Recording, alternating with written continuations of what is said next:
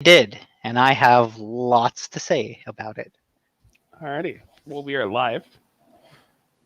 Hello, all. Have some cat butt. Yes. Hello. Welcome to the GameHounds. Yeah. It is it is episode 610. Watching us live. It is the yes. not so dynamic duo. Welcome to Game Cats, not Game Hounds. Yeah. This is the much more superior version. Yeah. This is the cat crew. Oh, there she is. We do not have Edie here with us today because she is experiencing an internet outage. Yes. Apparently, like a transistor went out. Yeah, and it's not a power outage. A transformer. Like a transformer went out somewhere, and Comcast has to replace it. So, yeah, not just her, not just like, oh, internet's having trouble. It's like, nah, it's all shut down. Yeah. Now, I hope you brought the news, because I have like 2 stories, and one of them is mostly a fluff piece. Okay, so, I do have a lot of news, yeah. All right, I've been collecting stuff. Let's do this setup live.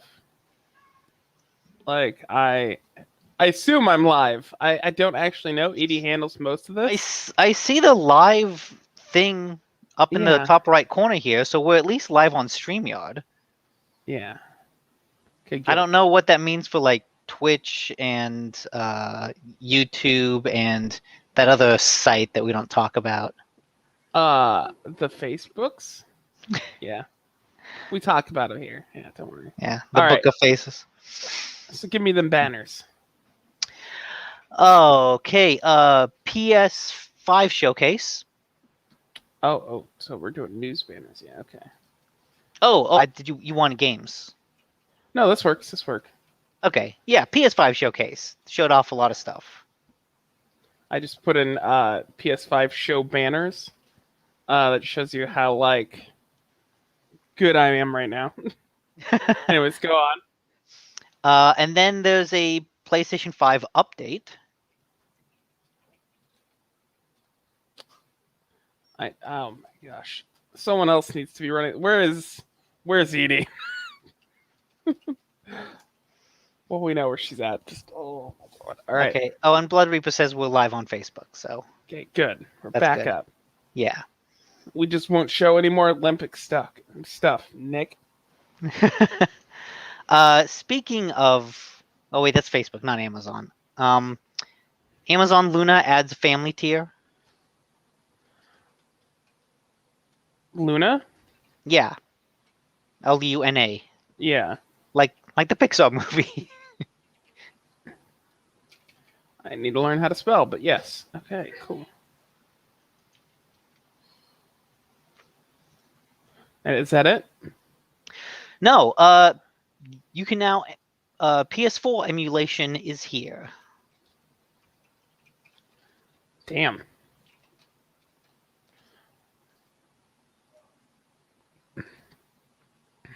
Okay.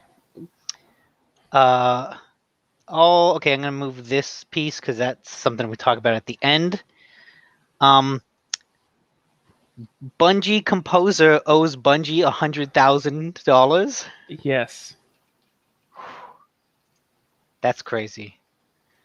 But then when you read about what actually happened, it's like, oh, okay, I kind of see. It's corporate bullshit. Let's be honest. But I mean, I guess technically he does. So we'll talk about that. Yeah.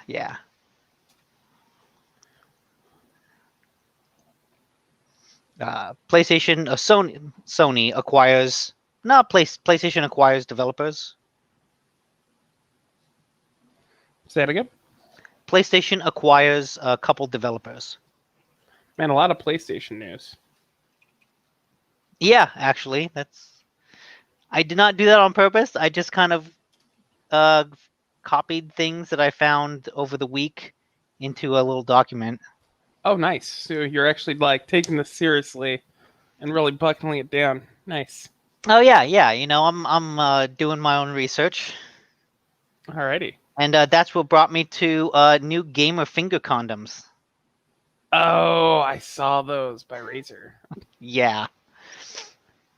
Oh, wait, and actually,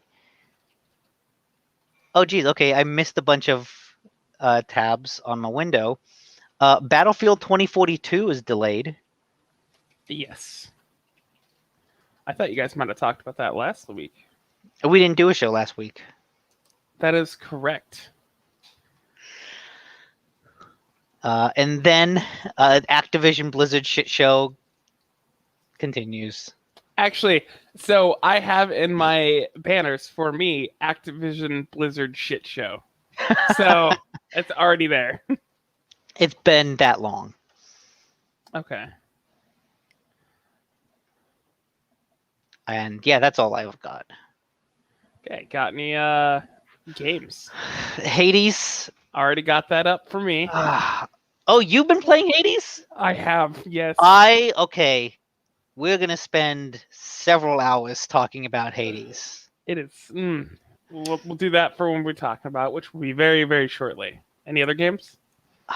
Not really. Okay, good. Hades is all that you need. Yes. Okay, I won't spoil it. Yes. I was gonna spoil so many, like, things about the show, or about the game, but now that you're playing it, I can't. So. No, we can probably spoil it. I'm probably farther than you. Just because I've put on God mode. Oh, you put on God? No, Nick. All right.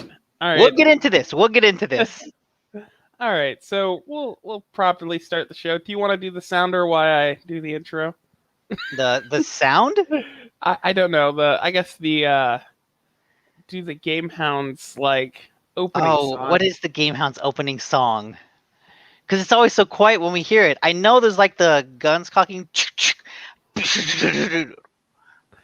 Well, come, listen to GameHounds, and your dad tells you to take out the trash. And do your homework. And do your homework. Yes. Nailed it. But yes, everyone, welcome. This is GameHounds. We're doing this live, apparently, without Edie to like really wrangle us in. So when we get to Star Wars, well, I'm sorry, this is 4 hours. Star Wars. Okay, you know what? I need to talk about Tomorrow War. Yes, exactly. And then we'll play a trailer, and then we'll get demonetized or taken down. It's fine. Exactly. You know what's really cool? Bouldering. Yes. It's what a great Olympic sport that is. I'm going to put both up at once, and I will play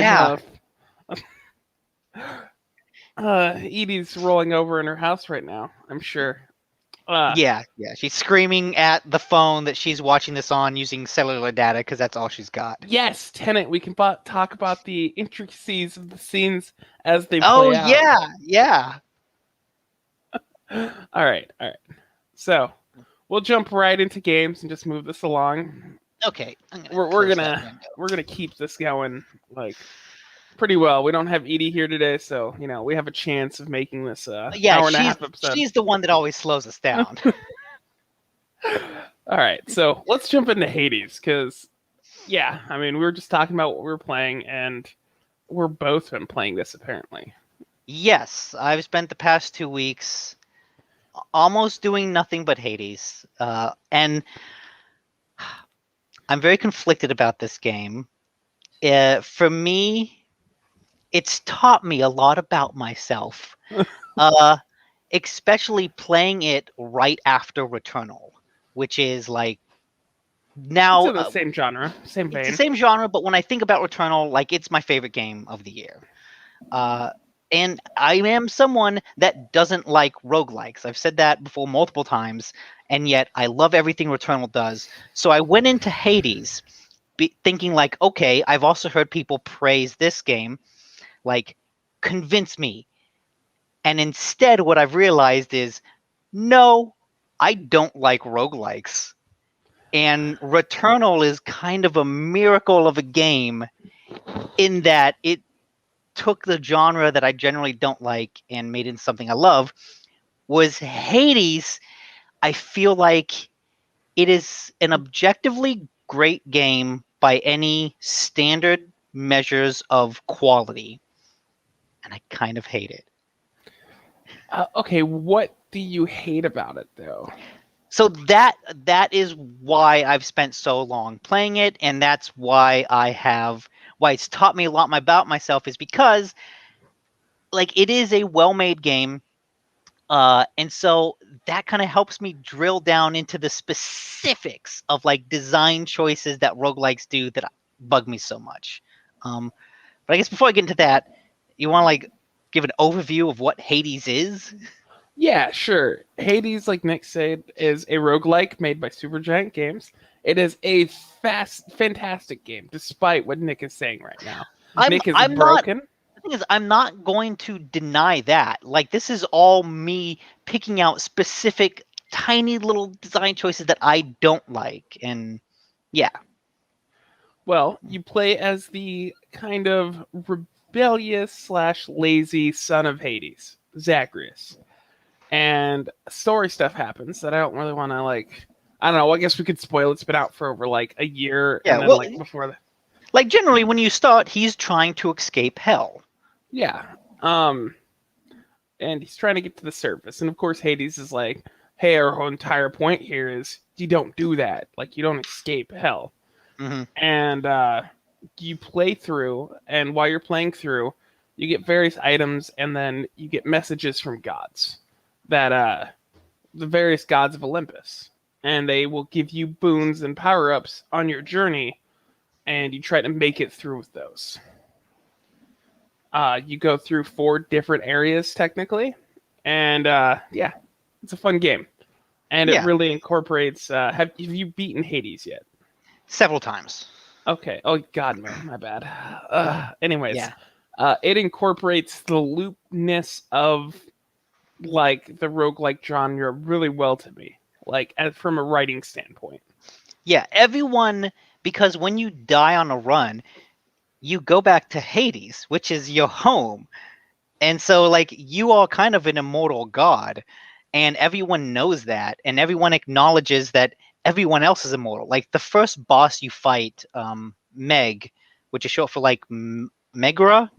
Yeah, yeah. Um, Your ex Meg, girlfriend, yeah, is one of the 3 fates, and fairies, she's furies.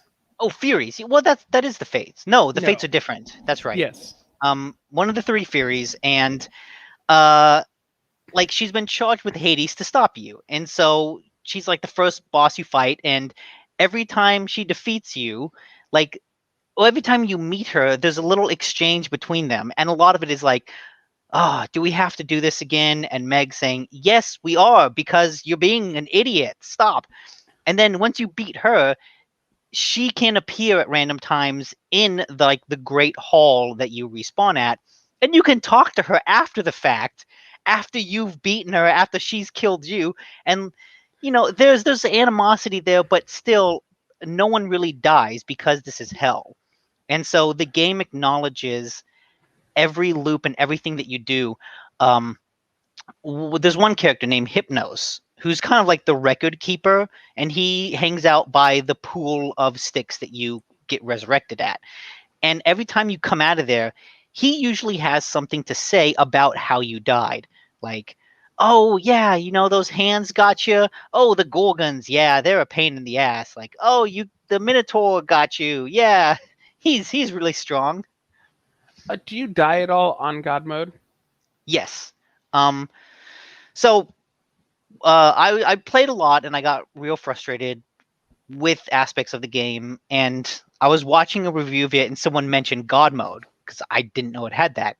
And so I turned that on. And what that does is when you turn it on, it immediately gives you a 20% damage reduction. So all of a sudden, you're taking 20% less damage from everything. Yeah. If you die, that damage goes up by 2.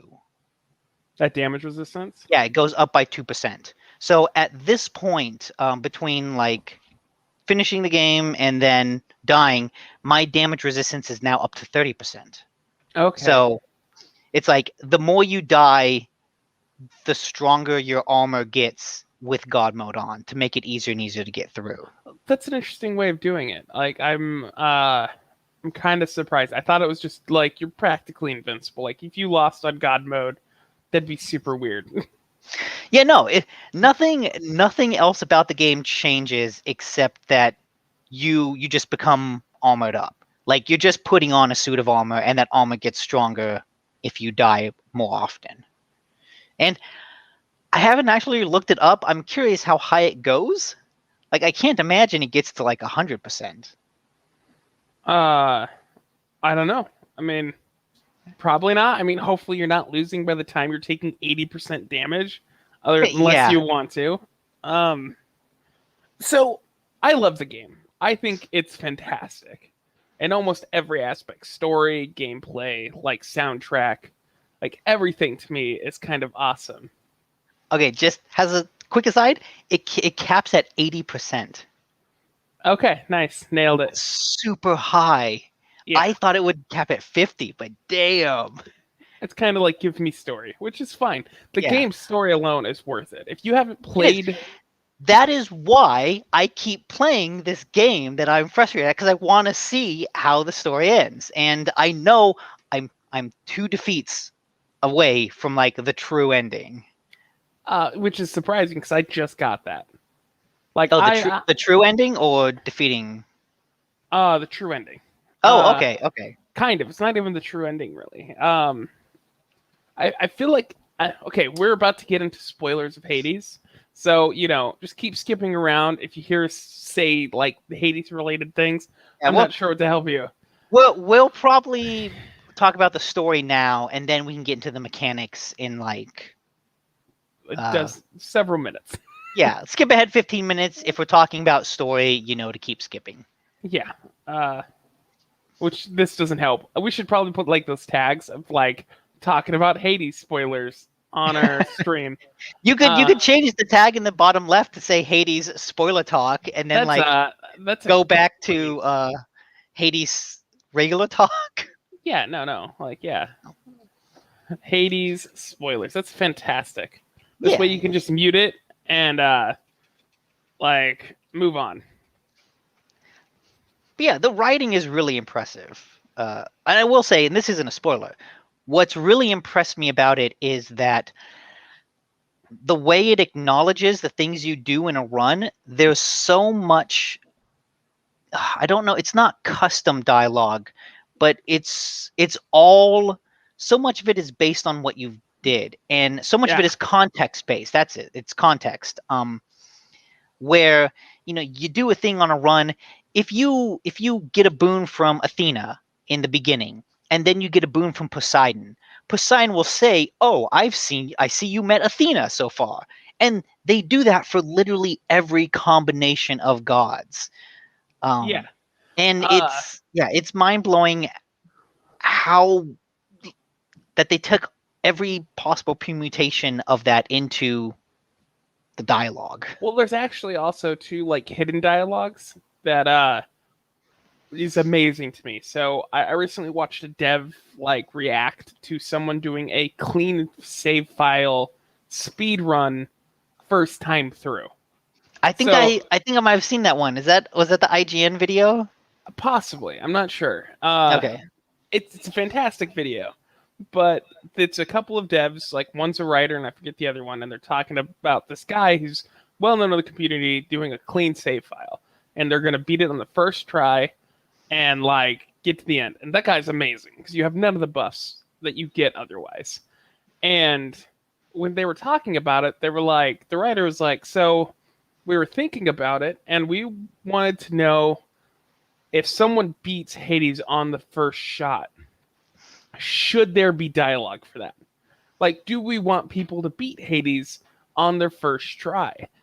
Should that even be possible? And they're like, well, yeah, that should be possible. Like, if you do that, that should be acknowledged. So they have dialogue if you beat Hades on your first try, like with a clean save file. And then I forget if you do something else, there's like one more hidden dialogue thing that you can get if you beat him on your first go through.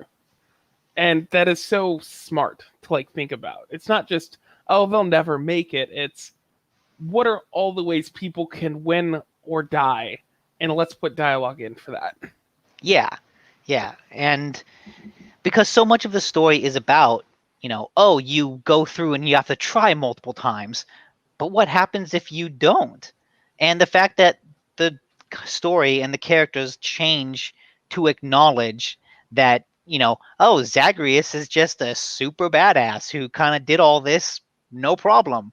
Uh, that's really cool. It's impressive, and I deeply respect the game for that. Like Supergiant, I love most of what they make. This has been And their kind of magnus opus, though, like their best thing so far. Like, damn. I mean, all right, we'll move on to spoilers here. So hitting that tag. All right, we'll jump right to the end, the true ending. Like, how much do you know about the game? But like where I am is I've met Persephone obviously several times, and she says the last time I met her, she's like, "Oh, don't come back for me because if the gods on Olympus discover me, then there will be a war between them and the underworld, and we can't have that." And of course, Zagreus is like, "Fuck that! I'm gonna go see her again." Yeah. And so I know that you have to beat Hades 10 times to see the true ending, and that was the 8th time. Okay, just so we're clear, this took me about 55 hours to get to. Damn. How long did it take you? I don't know. Is there like a Steam, but I mean, I don't know if like okay, I'm assuming Steam? you played it on Game Pass.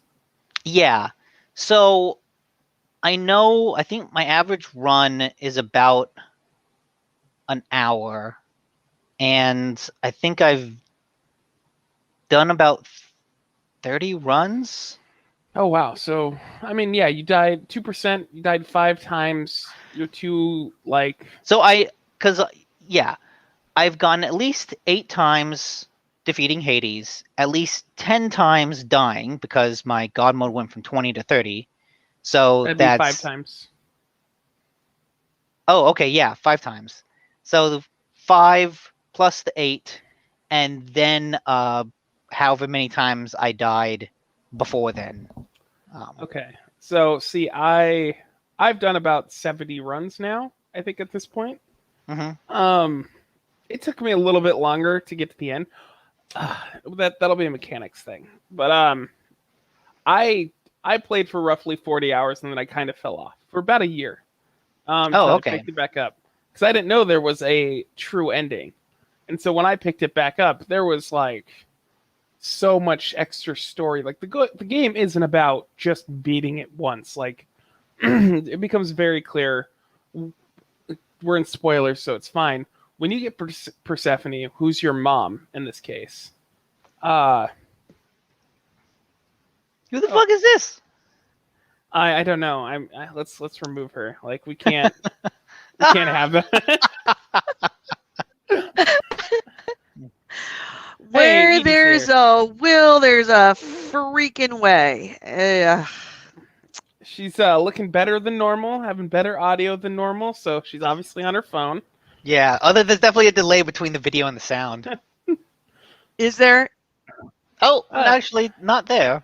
Maybe it was just Not you terrible. loading Okay, in. all right. It's just, Yeah. it's just sorting itself out. So, And they're welcome not my gonna couch. know. No one's gonna know exactly what happened here. They're just gonna show up in the middle of the spoilers tag. But that's fine. Yeah. Yes. Yeah, oh gosh, yeah. I'm sorry, I'm holding my phone because, all right, Do you want to so like have we put it gone? on a stand? I don't really have a stand. I don't think I'm going to be able to do the whole show. Okay. Okay. Just because I know that my connection is not great. So, did you explain what was going on? Yes. We mentioned that you have an internet outage. Apparently, AC Wraith also has a internet outage. Yeah. So Really? Yeah. yeah, there's a lot of Holy crap! internet What the going hell down. is going on? Yeah. So we had the first rain in the Bay Area since 2019. I'm trying to get myself centered here. First rain in the Bay Area since 2019. Well, for And you, it I didn't was. see any rain. Oh, you didn't see any rain? Yeah, we had like a heavy mist. It really wasn't rain, but it was the first quote unquote storm. There was a dampness in the air, but we'll There call was a that rain because it's been so right. long. Exactly. So there was a dampness in the air last night, and that mixed with all of the dust from 2 years on all the transformers and blew out all the transformers. Not all of them, but blew out several of them in the neighborhood. Not mine. I still have power, clearly, but the power that goes to the internet server for my neighborhood went down. So, you know, Well, I'm glad you found a way to join us. yeah, me too. It's who knew I could do this from my phone? It's not doing well, but it's doing. It Uh, clearly needs Wi-Fi. yes. It Go to prefers it, yeah. McDonald's. Yeah, hang out at a Starbucks. It's true. I probably could. No, I'm not going to do a podcast from Starbucks. Sorry. I don't know if you can see, but Blood Reaper want to know: did you get the thing I sent you? No. Is it on Don't- Discord? Don't look so 'Cause scared, Edie. I don't have access to the internet to check, and I haven't checked Discord in a little while. I've just been kind of busy. It is last minute tax time for from between like a week ago and to the middle of next month. So crazy. Yeah, I will check Discord when I get off. Edie, oh my gosh, I imagine tax time is going to be a little insane this year. Like, just absolutely insane. Wait, why are you doing taxes now? Isn't that like a February, March thing? Supposed to be. Oh. Okay. We thinking Edie doing That's why I'm taxes doing early. it now. Fair enough. Yeah. LLC taxes. The deadline was on Wednesday of this last week, and then personal taxes, the drop dead. You cannot extend it anymore. Is the 15th of next month. So Okay. Oh my I goodness, didn't. Edie. So you've got a Yeah. month to procrastinate. That's plenty Yeah. of time. No, not for me. But nice thing about being on my phone is you get to actually enjoy Aw. Oh, full Mia. Oh yeah, Yeah. we're no longer the game cats. We now have to be the game oh, that's hounds right. again. We have a hound. Yep. There's We actually a have hound a on the hound. show. Look at that. It's amazing how fish. different, like how much of a difference there is in like what's going on behind that puppy's head and what's going on behind Buddy's head. Like you can see the difference. Yeah. Buddy, there's not a lot going on. There's a hamster on a wheel, and that hamster is, kind of distracted. It's tired. It's been Right, trying for right. so long. That hamster did not win any awards. Mia definitely has a lot more going on, but I'd honestly rather have the stupid dog right now. We were in the middle of spoiling the shit out of Hades. Okay, spoil the shit out of Hades. Okay, so anyone who hopped back in because I changed the banner, going back to spoilers. Yeah, We'll or you keep that just banner unmute up. it, stop the fast forward. Yeah. Going back to spoilers. Okay. So, where were we at? So you're going to go see your mom. Like big spoilers here. That's the goal. You have to escape hell because you found out that your mom's alive. Mhm. And you want to go visit her in the overworld. And yeah, because it takes you several runs to get that. Because at the beginning, you're just escaping hell. And then Yeah. over a couple runs, as you come back to Hades and you talk to Nyx, who's like your kind of your surrogate Stepmom. mother in hell. Yeah, stepmom in hell. Hey there, stepmom. Yeah, you learn that you are going to the surface to try to find your mom, because Hades has told you like she's dead, but your stepmom says no, she's alive. The Olympian gods, though, don't know that. Yes, And so even though they are helping you get to the surface, they think you're doing it to just escape hell and go to Mount Olympus, when really you're trying to find your mom. And so there's kind of this push and this tug between, oh, I'm getting their help, but I need to keep the actual reason why secret. yes, and how they, I think, geniusly incorporate the roguelike mechanics of restarting is because when you were born, you were stillborn, and your stepmom brought you back to life. And because of this, you are now like internally trapped in Hades. You cannot escape for very long. So every time you escape and you talk to your mom, you end up like just naturally dying. Yeah, After like you being out of can't. health. Yeah, it's like you can't live on the surface. It's the air is poison, essentially. Yeah, so every time you go through, you go talk to your mom for a little bit and you steal these few moments, which is kind of sweet, and then you die and then you restart. Mm-hmm. It's amazing too because Hypnos like records your death. So if you beat Hades, you die of natural causes. You just don't have a reason for dying. But if you die from Hades, it's redacted. Yeah. And that's one of those fun moments where he's like, "Wait, redacted. I've never seen this before." Yeah, I think that's great. That's fantastic. So yeah, that's kind of the loop, and I think that's genius. Like you're giving the story a reason to loop like this.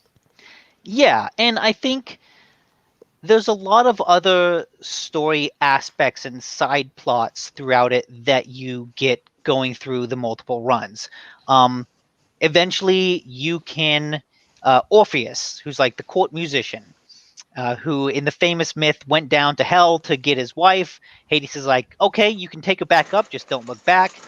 Orpheus gets to the surface, looks back, and then they're both condemned to hell. Yeah. He is the court musician. And if you kind of unlock him from solitary confinement, he then becomes a character in the Great Hall. And you can talk to him. And then from there, you can meet Eurydice, like at random points in a run. And you talk to her. And but talking to them, Eurydice and Orpheus, over time, there's a subplot that develops there between you kind of trying to help work things out between them. Yeah. And then in another one of the realms, you can meet Patroclus, who was the lover of Achilles, who's like your trainer. He's not your mentor. I guess he would be your mentor. He's the one trainer. Yeah, he trained you to do all the fighting that you're doing. And he's one of the characters you talk to regularly in Hades. And so yeah, you talk to Patroclus and Achilles, and like there's a whole bunch of subplots that only progress through the multiple runs because you have to meet Eurydice or Patroclus randomly and then talk to their corresponding character in Hades to continue that. And even you have also adding, you get these things called nectars, which are a drink that you have to give these people to increase your how much they like you. And this is kind of like a dating sim aspect where like you give gifts and you increase their heart meters. It's literally hearts. Mm-hmm. But yes. And then like at a thing I just got recently is I added a lyre to my bedroom. And so now I can go in there and practice and then talk to Orpheus. And there's another little subplot that progresses over runs in time of Zagreus learning how to play this instrument. Yeah, and when you go back and touch it, it'll actually sound better and better. Like at first it's just twang, twang, and then it like starts to play more and more as you continue to practice. Yeah. Like the game incorporates the fact that everything's looping, that you die over and over again, like everywhere. Like that is so clear to the plot and all of the stories, and it's amazing. Yes. Although I do, and I like that it acknowledges that all these people are immortal, so when they die, they don't really die. But I really love that in the fourth area, the boss is Cerberus, who is always hanging out in the Great Hall, and you can go up and pet him, and he's like Zagreus' good bud. And the first time you meet Cerberus there, Zagreus is like, "Are we really going to do this?" Pets get What was that? Was that Edie? Oh, I don't know if she can hear us. Do heads get jealous if you pat one head, not the other? Oh my goodness. You're Oh, starting to sound like she's- Nick Edie. Yeah, you're starting to go by. Can But you I hear know me? what she said. Yeah. We can, but barely. I think she said, "Do the other heads get jealous if you pet one?" And worst thing about this game, whenever you pet Cerberus, you only pet one head. Because only Which- one head is like likes being pet. Right. That is bullshit. That's bullshit. I want to pet every head. Fuck Hades. Mm-hmm. But what's neat is when you encounter Hades, Cerberus in the fourth area, Zagreus goes, "Are we gonna do this? We're gonna fight." And then he's like, "Okay, let's do this." Actually, no, I'm not gonna fight you. And you have to go find a snack for him to like kind of throw, and then he leaves the gate. And it's the little things like that where, yeah, we know you don't want to fight Cerberus. You don't want to fight the dog. Yeah. And all throughout it, like I said, I respect so much of what the game does. I think we didn't even talk about the art. The art is fantastic in every regard. It looks great. The music is great. Everything about it. I've listened to the soundtrack while working because Okay, I we'll do like talk- the soundtrack. We'll go back to that like when we're not in spoilers, because like Yeah. that's something we could talk about in Okay. general. But yeah, I think the way that they incorporate the loops works really, really well. And Edie is her. You're going at like 3 frames per second. What's So you were freeze sitting there frame? like, Freeze frame. Freeze frame. yeah.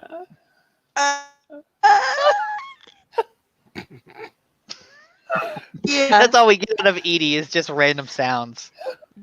A screech. Have to log out. It's just not going to work. Yeah. It's fun. You can join the chat. Oh no. Yeah, you can join our chat. That'll work. And apparently AC Wraith has got a text from the National Guard that he won't have internet for another 2 hours. So Yeah. he will not be joining us mid-show. Which, I mean, I'm just hoping that like that sucks in general, losing power for a long time, and I hope he's like doing all right. Yes. Oh man, I had more spoilers to talk about with Hades. Characters? Bosses?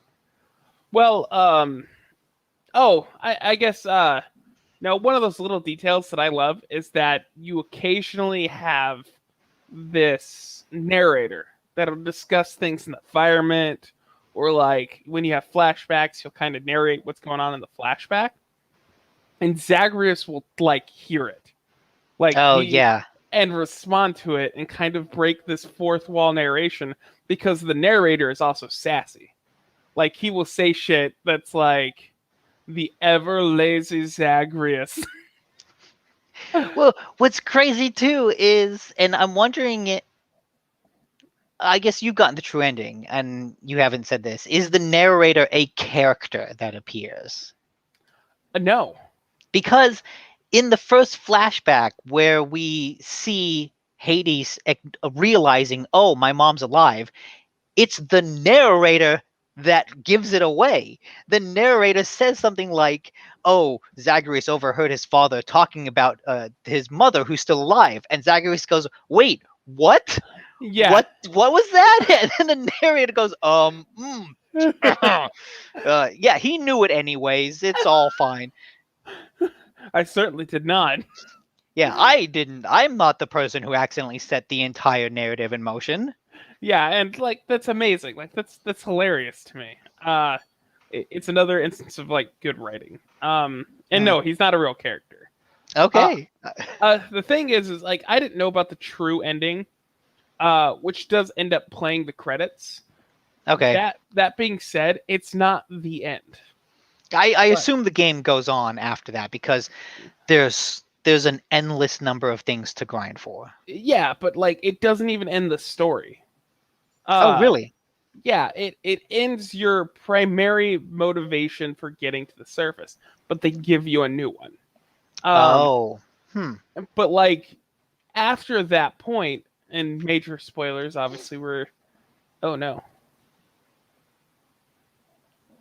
If anyone's hopped in, we're still talking about spoilers, and you don't need to look at who accidentally put up what about Tenet. Anyways,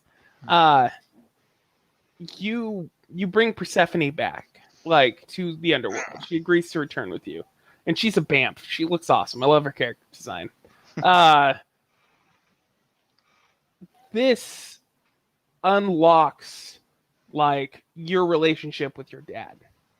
Suddenly, you and Hades have a much different relationship, and that has a chance to evolve. And if you're completing all the story aspects, like getting to know all the gods, you're working towards a resolution that doesn't end in war. So, like, you've actually only reached about a halfway point. You're just no longer going to, like, Persephone's garden to, like, talk to her. Like, part in it. So do you go someplace different? No, you kind of just go to the end, and then, like, when you beat Hades, he's like, we'll just assume that Zagreus went to go water the plants, and it took roughly about enough time for him to get that done. Don't worry about it. Okay. We'll just imagine Zagreus did all those things. Yeah, he's got to keep her garden going. That's actually what it is. But, like, the ending narrator's just like, yeah, it happened. You don't need to see it. Like, it's literally, like, tongue in cheek. Well, let's pretend it's fine. But you're still, like, progressing character stories, and like the Hades stories actually starts from there. Like, you can actually have a relationship with your dad, and you start working on that. Shit, I might just have to look that up on YouTube then. Okay. Do you have anything else you want to mention for spoilers? Because we're going to get into mechanics, and that seems like an important bit. Yeah, it's dense. Not really. Like, I appreciate the story. Like I said, it is what has driven me to keep going. If there was no God mode, I probably would have just looked up all the ending stuff on YouTube, because I do want to see how it ends. But yeah, I think I want to see Orpheus and Eurydice, like, resolve this stuff. I want to see what happens between Achilles and Patroclus. Like, the characters, is the fact with, everything Supergiant's done. The characters are very well-rounded and very likable, and I want to see their issues come to a head. I want to see them get resolved in some way.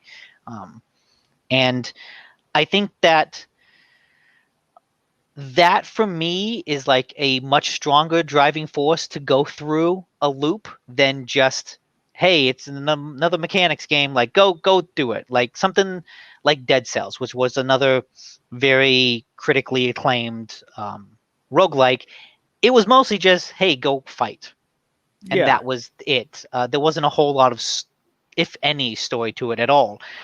And so this for me, I think, is a way stronger motivation, and I can see why people, like, have latched onto it so strongly, and why other people would say it's a roguelike for people who don't like roguelikes, because the story it's a good motivator that's not usually there in most other roguelikes. Yeah, and not just, like, a motivator, it is incredibly strong. Like, it is a very well done motivator. Yeah. My last spoiler is Dusa is best girl. I am. No. Like, I will say, I think too much Dusa could get really annoying, but they never do too much of her. Like, whenever you talk to her, she says, like, one thing and then flies away, and it's like, okay, that is more than enough. I don't hate Dusa, but I do feel like if I was stuck in a conversation with her for like more than a couple sentences, I would probably start to get annoyed by her. She is the shy, socially anxious, like, archetype. Mm-hmm. And what's funny is, like, I was like, she's best girl, and my friend who's playing her right now, who I've been sharing this with, is like, oh, Meg's best girl. I'm the type of person who wants to, like, step on me. Yeah. And Meg has step on me energy. Oh, that's for sure. All right. So, going back to mechanics. All right. So, end of our spoiler section. We'll try to keep that like done. But let's talk mechanics. Clearly, this is where the game falls off for you. Yeah, yeah.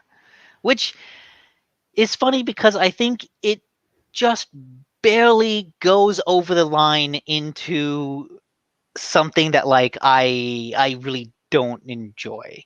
Um and like even then that feels like an exaggeration. But okay. So when you go through, I'm trying to figure out like exactly where to start. And so I think one of the things that first started bothering me is that as you go through a run, I don't think none of these levels have any sense of exploration or discovery to them. And I have to compare it to Returnal because that's what I played right before, and Returnal had a lot of interesting discovery. Every time you went into a new room, there was always this. Every time I opened a door, I thought, what is this new room going to be? It's going to be a platforming challenge? Is it going to be a combat challenge? What is it going to be? Yeah. And even then, like there was a sense that, the world is changing around me and that actually matters because how I move through the world matters. In Hades, you can choose different paths, but all they do is just give you different rewards. Like once you finish fighting in a room, there are two paths in front of you, but the only real thing that changes is what currency do you get as a reward from defeating that room. The actual environment, Tartarus is not really a place. Like Elysium is not really a place that you go through. It's Yeah. just a series of combat encounters. And I think what I really, really deeply liked about Returnal is how much of that game I spent not actually fighting. Like how much of that game I spent wandering around this environment that I thought was really, really cool. And Hades doesn't have any of that.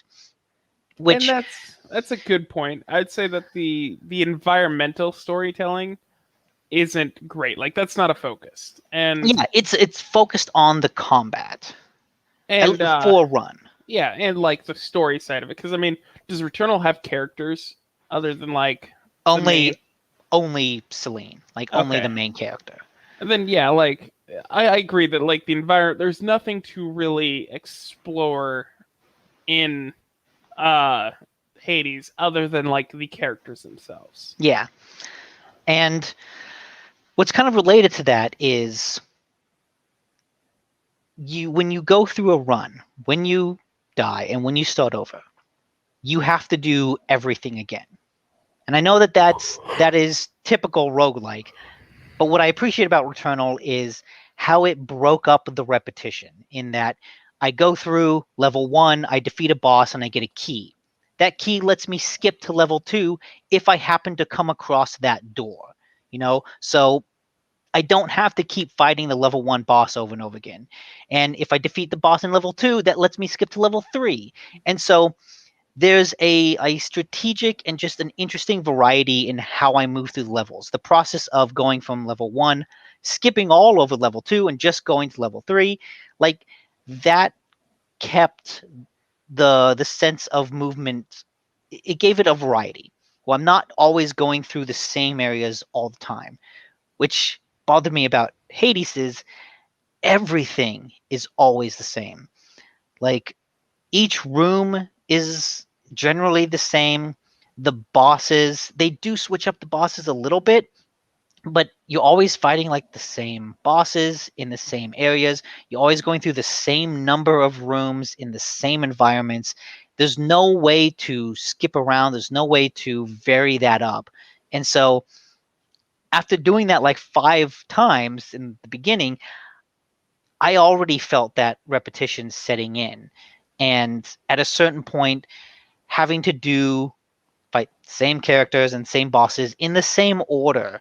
Like I think that's what really killed me is it's all in the same order. Yeah, And that just like drilled a kind of tedium into my mind that just kind of made me not every time I died, it felt like a punishment. Having to go and do all of this over again is like, this really sucks. Like I can't skip around, I can't do anything. Like, and so that made every death feel really frustrating because I felt like I was being punished for it. See, I didn't feel that way, and I'll kind of get into why. But like the typical time from start to finish, if you win, is I would say probably roughly 30 to 50 minutes. Like if you're going slow, if you're taking your time, if like maybe you're not the quickest or the greatest at playing the game, that'll be your roughly from start to finish time, like anywhere between that. So the games aren't terribly long. If you're good or you have a really good build or run, I've gotten down to 20 minutes. That was my quickest time. Nice. So like these aren't exceptionally long runs. I totally get what you mean though about like it feeling like that sense of repetition. I found that the character interactions like per stage were good enough that like it didn't bother me for the bosses, but I could see how if you want more environmental storytelling, more sense of discovery, that this would just be tedious. Yeah, like the last couple times I fought the dude in the Minotaur. Theseus. Theseus. I just kind of skipped over all the dialogue in the beginning because I was like, yeah, Theseus is a boisterous asshole. Zagreus is going to call him out, and then someone's going to say something else. I'm just like, skip. Let me get to the fight. Which is sad. And I felt bad doing that because I was like, yeah, the writing's really good, but also like, fuck you. I just want to beat this.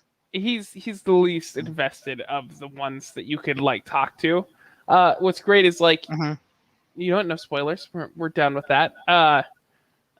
Anyways, the enjoyment I get out of is the combat and the variety of builds because there is a shit ton of depth to the combat. Yes, there is. And I think that is one of the other things that like goes just on the wrong side of what I'm looking for. So this is kind of like an RPG character builder. As you go through, you can choose one of 6. I think it's 6. Yeah, 6 weapons at the start of a run. As you go through a run, you meet various gods, and you can get various boons from them. And each boon, it can improve your dash, it can improve your attack, your special attack, your cast attack. All the while giving you a special effect, like one person focuses on crit, one person focuses on a status effect called weak, which decreases the damage enemies do. Yeah, like Zeus can give you chain lightning. Poseidon has like a neat thing where you can dash and then push enemies away. So every god has like a different set of abilities. And you can control that to a certain degree because you can get items. Like if you give a god a nectar, they'll be like, hey, thank you. Here's an item so that the next time you find a boon, it will be from me. And through that, you can kind of game the system of like, well, I know Aphrodite gives me really good damage bonuses, so I'm going to put on her, circlet, and then the next boon I get will be from her, which will likely give me some good attack bonus. And each boon has a rarity. Like you can find it in a normal, rare, epic, or heroic, which increases its strength. That's important because like if you're trying to play the game, you want to get like a better version of it, and then maybe you find it at white rank, but you're gonna try to wait till later to like get a better version of that. Yeah, and then you can also level up everything that you have. And so like it's dense with systems and it's dense with character building stuff. What I didn't like about it, what I don't like about that process is what I enjoyed about Returnal, and this sounds cliche, but I felt like Returnal was the Dark Souls of roguelikes, in that when the enemies it felt like my understanding of the game and my progression through the game was based a lot on me learning enemy patterns, like you do in Dark Souls. At first I fought in Returnal. At first they were like these flying robots that shot missiles at you. And at first, like, they wrecked me the first several times that I got them. But once I figured out the exact timing of how to dodge their rockets, when I was playing through the game after the fact, trying to clean up achievements, I would come across a swarm of them and defeat them without too much trouble. Because I understood how they moved. I understood how they fought. And that internal learning was kind of more important than what gun I was using. The gun I was using was super important, but me knowing the enemy moves was very, very important. Like, I was able to defeat bosses just because I knew their patterns, even though I didn't have a good gun. Yeah. With Hades, I feel like it really doesn't do that. That's really important for bosses, like learning the movesets and how to dodge it, and you certainly learn how to deal with enemies throughout the game. But I feel like having a good run in Hades is mainly due to what boons do you find. And so it mainly comes down to that RNG luck. Like, did you find the right boons for the right weapon at the right time to get through it? And that, especially before I put on God mode, that RNG felt like when I did a good run, it was more because I got the right boons at the right time for the right weapon, more than it was I'm getting better at the game. And so I found that really frustrating, because at a certain point I would be halfway through the fire area, Tartarus, right? Asphodel. I'd be halfway through Asphodel and think, this run sucks. And I'm like, should I just quit or should I keep going? I should keep going just to try to earn like darkness and stuff. But I got into that mindset of, yeah, this run is a wash. And that's the thing with like roguelikes. That yes, happens. And that's the thing, is this isn't saying, oh, Hades does it bad. This is like, oh, Hades does everything right, but it's still a roguelike. And so in retrospect, I think, oh, Returnal took a lot of these mechanics, but changed them fundamentally in just such a way that like made me really appreciate them and enjoy them. Because when they exist, even in a great game, in their typical form, I don't like these systems. And yeah, I enjoy the variety of builds because you have a choice of 5 different weapons, or 6 different weapons. yeah, 6. Okay, what is your favorite weapon? They're all great. Really? I fucking hate the sword.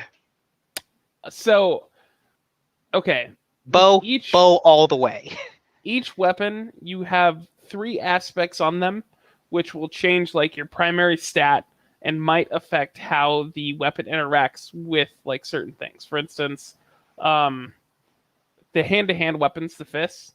One of the aspects is it's basic, but you have increased dodge chance and I think movement speed. But then like the next one, your special will pull people in and like you'll uppercut them. And then the third one is if you hit 12 times, you'll uppercut them multiple times. That changes how you play. And there's a fourth one that's a hidden aspect. And the hidden aspect drastically changes the weapon and the combos. How do you unlock that fourth one? So first, it's all story stuff. So the first one is the spear. You have to beat the game and then put so much blood into a weapon to increase its power. And then you'll eventually unlock this through story. Like someone will give you a phrase, and when you go click on the item to reveal it, you unlock that. You start with the spear, and then you start putting blood into other weapons. You have to put 5 into each, and you'll unlock them. And minor. So, do I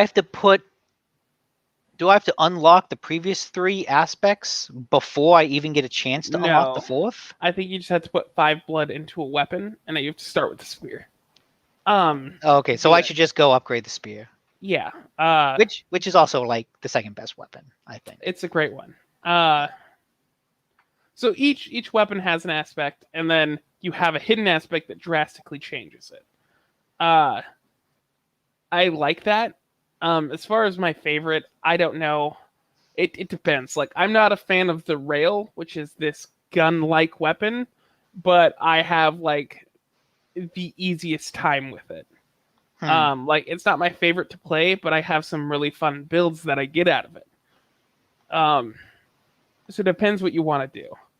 Like the bow has an ability where if you hit them, you use your special ability, which is your second.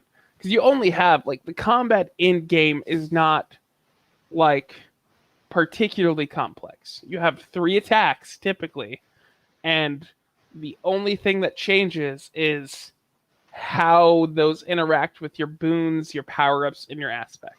Yeah. Because you get hammers in the game, and you get 2 of them per run if you choose them, and they can drastically change how your weapons function. So, like with the bow, you can power up and shoot enemies. However, you can get an upgrade that you remove your power shot and you rapidly fire. Which I love. Yeah, that's a great one. It's so good. Or you can go the opposite route and like choose one that you have a better empowered shot. Or you can now charge your special, stuff like that. So it changes.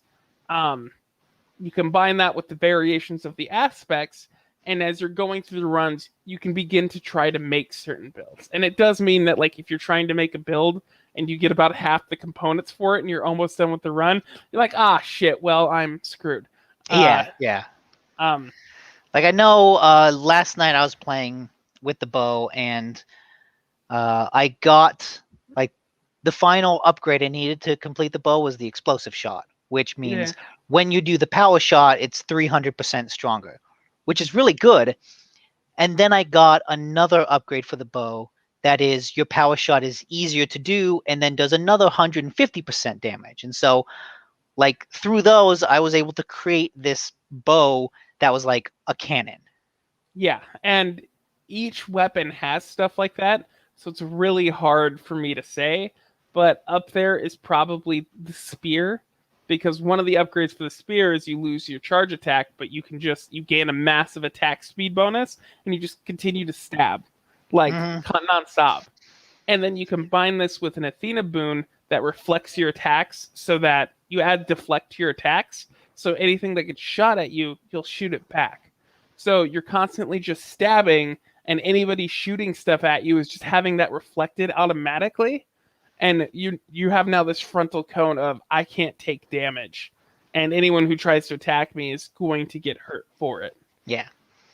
And that's one of the things that when I look at the variety of builds and the things you can do, like, I respect it. And I think it's cool that you can do all this, that I can create a bow that's like a cannon and beat Hades. And then in another run, I can create a bow that just fires rapidly and like puts doom and other status effects on enemies and like focus that the same weapon can be customized to the complete opposite degree, but that it's all kind of up to chance. And also that when you begin the game, you don't know any of this. Yeah. When you begin the game, it's like, what the fuck does this boon do? Like, adds 10% to the, well, I don't know. I guess I'll do that. I'll try that. And like, this is kind of where the repetition, the tedium comes into play. I'm just a very impatient ass motherfucker. And I've complained about deck builders before, how I don't like that with deck builders, the loop of gameplay is, you put some cards together and you kind of say, okay, I think this is a good deck. And then you play with it for several games. And you have to play with it for several games to realize, oh, I'm not getting the attack cards that I wanted, or I'm not getting the proper resources. Then you go back and you change the deck around. And you have to do that. You have to play over and over again to like understand the statistics in it. It's like, when I build this deck, I hope that statistically I'm going to pull these cards at this time, but then you have to play several times to actually see if that comes true. I felt that a lot playing Hades, in that building the character kind of felt like deck building, in that I would put these two boons together, or put these two guys, like, how does Athena and Poseidon work? Like, I would get a bunch of stuff boons from them. They don't really work well together. So next run, let's like try Athena and Aphrodite. Oh, like reflect damage, but increase damage. Those actually work well together. Like, okay, I'll try to get them as much as I can. And I would play a lot and then think, oh, how does Dionysus do? Like, what does he focus on? I haven't used him a lot. And it's so much of experimenting, going back, experimenting, going back, experimenting, going back. And like I said, I respect that on a mechanical level, but personally, I'm just not someone that has the patience to dig into systems to that degree over that amount of time. And see, I'm the opposite on that end. Like, there's a Mhm. reason I like trading card games. I enjoy that aspect, exploring that, and because one of the things you can get is duo boons, where if you're working with one god and you start working with another one, they'll eventually team up and give you a particularly strong boon. Finding all these things out, like finding what's best, that's a lot of fun to me. Like, and digging into those mechanics are fun. Yeah, and like that's why I can't say that Hades is a bad game. Like, I think everything about it is well designed. It's just well designed in these very specific ways that I'm like, oh, I'm just now realizing it's not that I didn't like, it's not just that like, oh, I don't like roguelike. It's no, these specific systems implemented this specific way. It's like, okay, that's why I said in the beginning, like, I learned a lot about myself playing Hades. Yeah. But then I guess the one final thing about it that bugs me is that I feel like a lot of the times when I'm in a room, it goes just on the frustrating side of hectic. Like a lot of action games, it's all about managing the chaos of the battlefield, right? That's the fun in any action game. And I feel like Hades at certain points, it just gets a little too busy. Like there's too much status effects on screen, too many visual indicators, just kind of too much going on. And my eyes just kind of glaze over. And that's usually when I get hit by something. And then that makes me frustrated because I feel like, well, it's not because like you got me. It's just because you kind of vomited enough stuff on screen that I couldn't see the spit coming from the solder. And Satyr? Satyr, yeah, Satyr, solder. Solder is what you use to like make electrical connections. Isn't that Sol? No, there's an L That's there. solder. Yeah. But so like when you're in the fight with Hades, not with Hades, but when you're in a fight, and that's right. I should specify that there are generally two types of enemies you come across. There's regular enemies, and when you attack them, you stun them. And that's really useful because when there's a bunch of enemies coming at you, it's helpful to just, you can kind of spray attack, stun one guy, and then go kill another, and then dodge behind. And that stun is useful because, you just prevent them from doing something.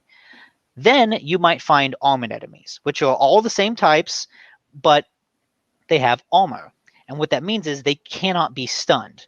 So when you attack them, it does nothing. They will still go through their animation and proceed with their attack, and you can't interrupt it.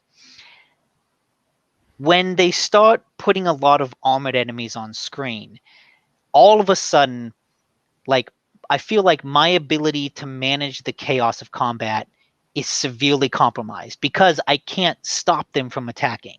And so all of a sudden they start putting projectiles and attacks on screen and I just have to dodge. And it gets into this, it's like all of a sudden I go from offensive focused to defensive focused, and like that shifts on a dime.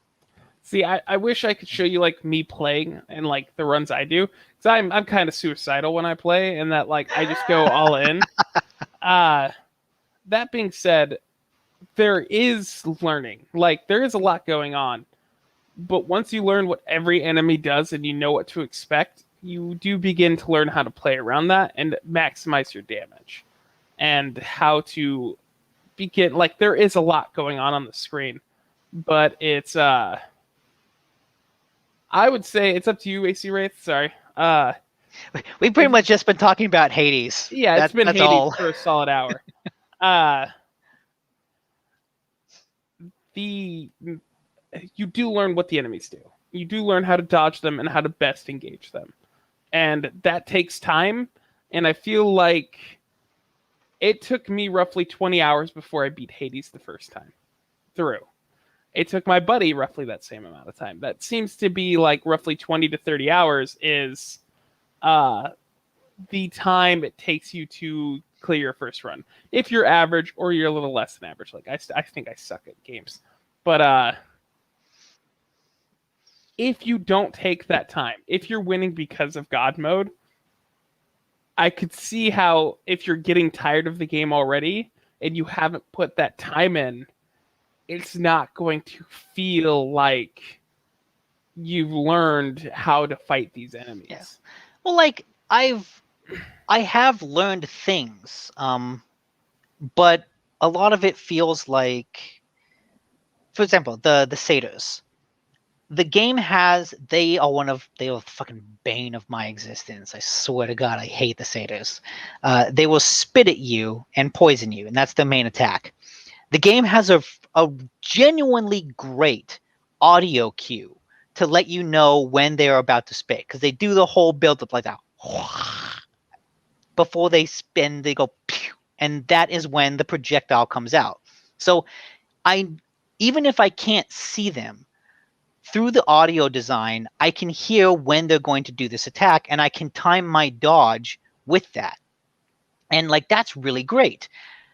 The problem I have then comes in where, oh, this enemy is really good. I can dodge them, but then there's also like a rat that is like poison is like, it's shaking poison off of its skin and dropping poison things in the environment. There's also buzzsaws being shot out of the wall. And so I hear this audio cue and I go, oh, he's going to spit. I should dodge. And I dodge, and it's like, well, I can either dodge into the satyr, I can dodge into the buzzsaw, or I can dodge into the poison.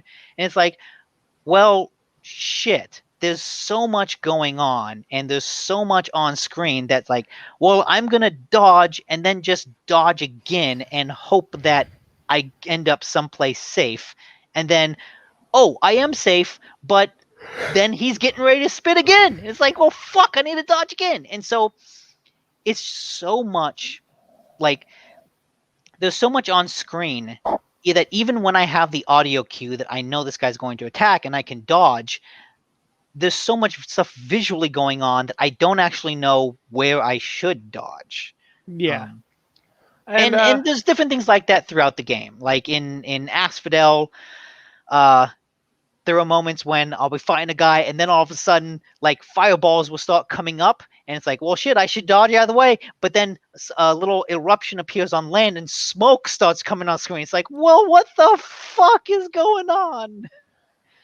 And it just feels like almost like a bullet hell game, where it's vomiting so much visual information at you at once that, like I said, for me, my eyes glaze over, and then I get hit, and then I'm like, well, fuck you. That feels cheap, because what I've realized is there was a specific fight in Asphodel, where I was fighting.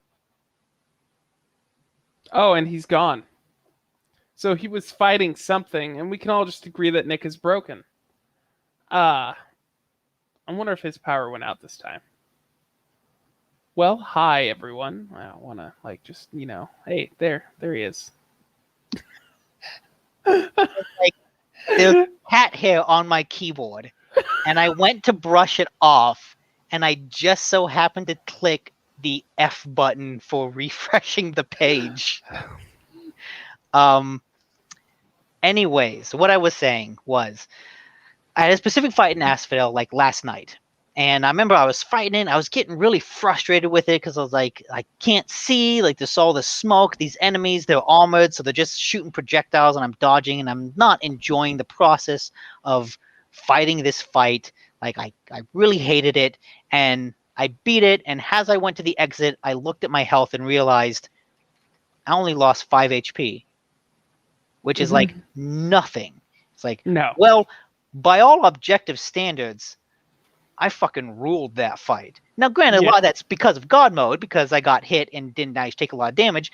But mentally, what I thought was, it's not the fact that I'm getting hurt, and that's what's frustrating.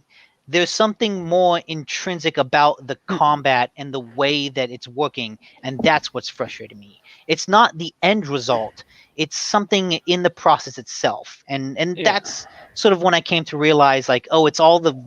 I think there's too much visual information on screen for me. That's just what it was. No, I get you. Yeah. All right. So yeah, like, Hades is the best, worst game I've played this year. A game that is great by any objective standard measures of quality that I can't stand playing. And we just gave you the full review and breakdown of said game. Like, Yes, that is just about everything. This is the Hades show. Yes. All right. So should we move on to the news?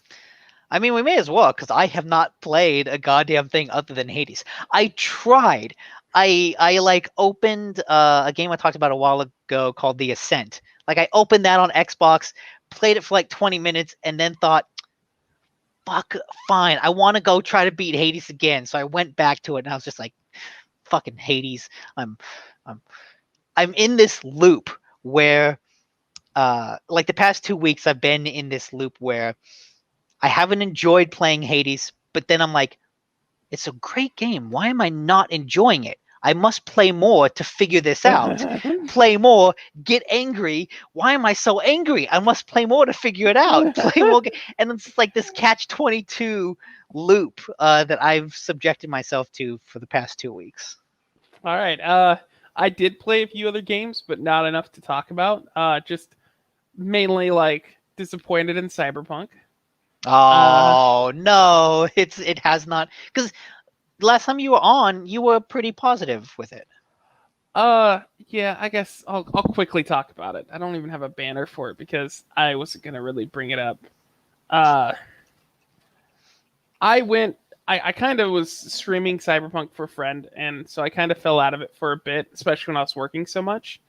And then I started playing Hades, and just going the difference between Cyberpunk and like a really good game that I love.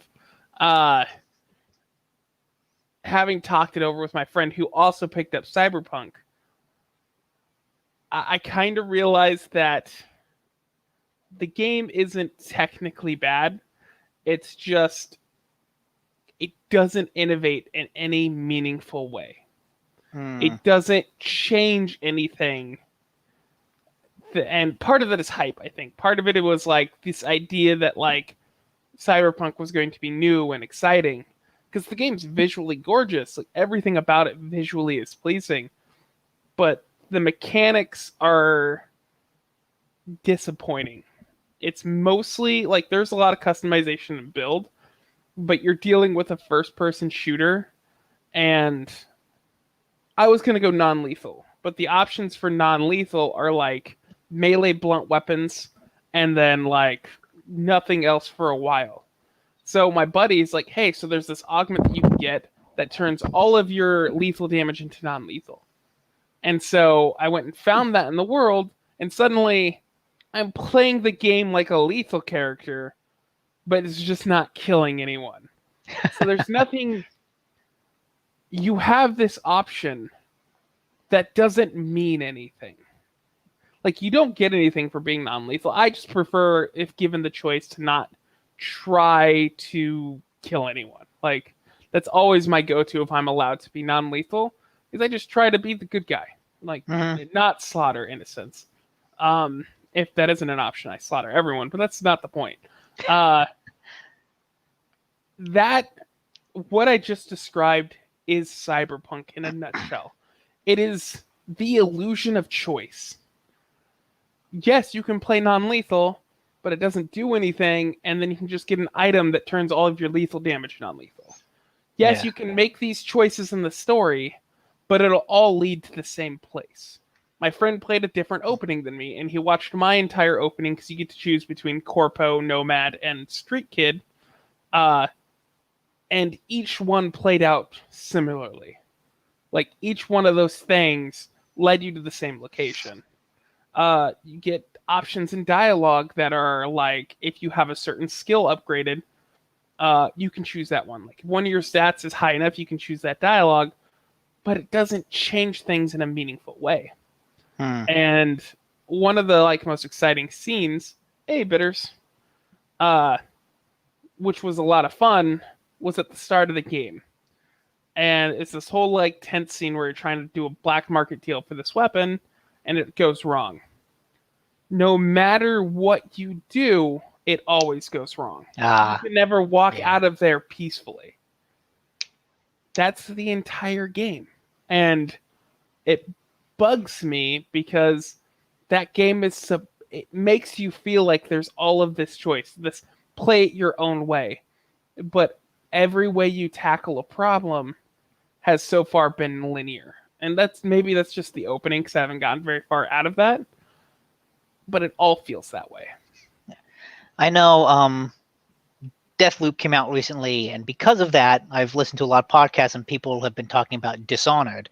And what you said reminded me that in Dishonored, you could play non-lethally or lethally, and they were like two completely different games. Yeah. Like, playing non-lethally was a stealth game where you're jumping up onto, like, teleporting onto street lamps and then into windows, sneaking your way through apartments. Whereas if you're playing lethally, like, you're kind of walking up to someone, like throwing a power at them, having them shoot you, then like taking them over, teleporting, like replacing you with them so that they're in the way of the bullet and they get shot. And there's just so many different, it's a completely different game, basically. And then, you're saying Cyberpunk is like, no, lethal is you still go around shooting people. You just do it with, you're not killing them. Yeah.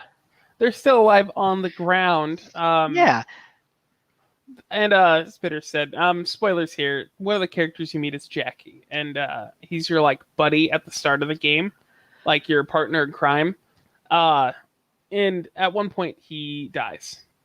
And there's no situation in which you can save him. Nothing you do changes that. And so I'm going to get to more spoilers here. So, if you're worried about Cyberpunk. It's 8 months. Oh, we're no longer talking about Hades. Man. Jackie and Hades. Yeah, I loved him. So the main narrative thing that happens after you get out of the I'm running the show, Dave. Clearly. When you get out of the beginning narrative of your starting story, is you get this chip, and in this chip, it's a really high value thing, and you want to get it so you can make a shitload of money. Because everyone has cybernetics, and you can put it in.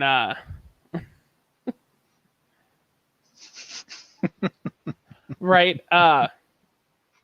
It's super high advanced tech from this corporation. Everyone wants it because it's going to be worth a lot, but you don't exactly know what it does. Well, the containment case for it, because it needs a certain temperature to stay viable, breaks. So you have to put it in yourself eventually. And then you get shot in the head and you die. Well, the chip starts to fix your brain. And when it does this, you find out that the chip is actually this. The idea is that it's supposed to have your soul in it. And they're going to be making a new line of this where basically you can back up your consciousness. Inside this one is Johnny Silverhand. Okay, and that's where he comes from. Yes, and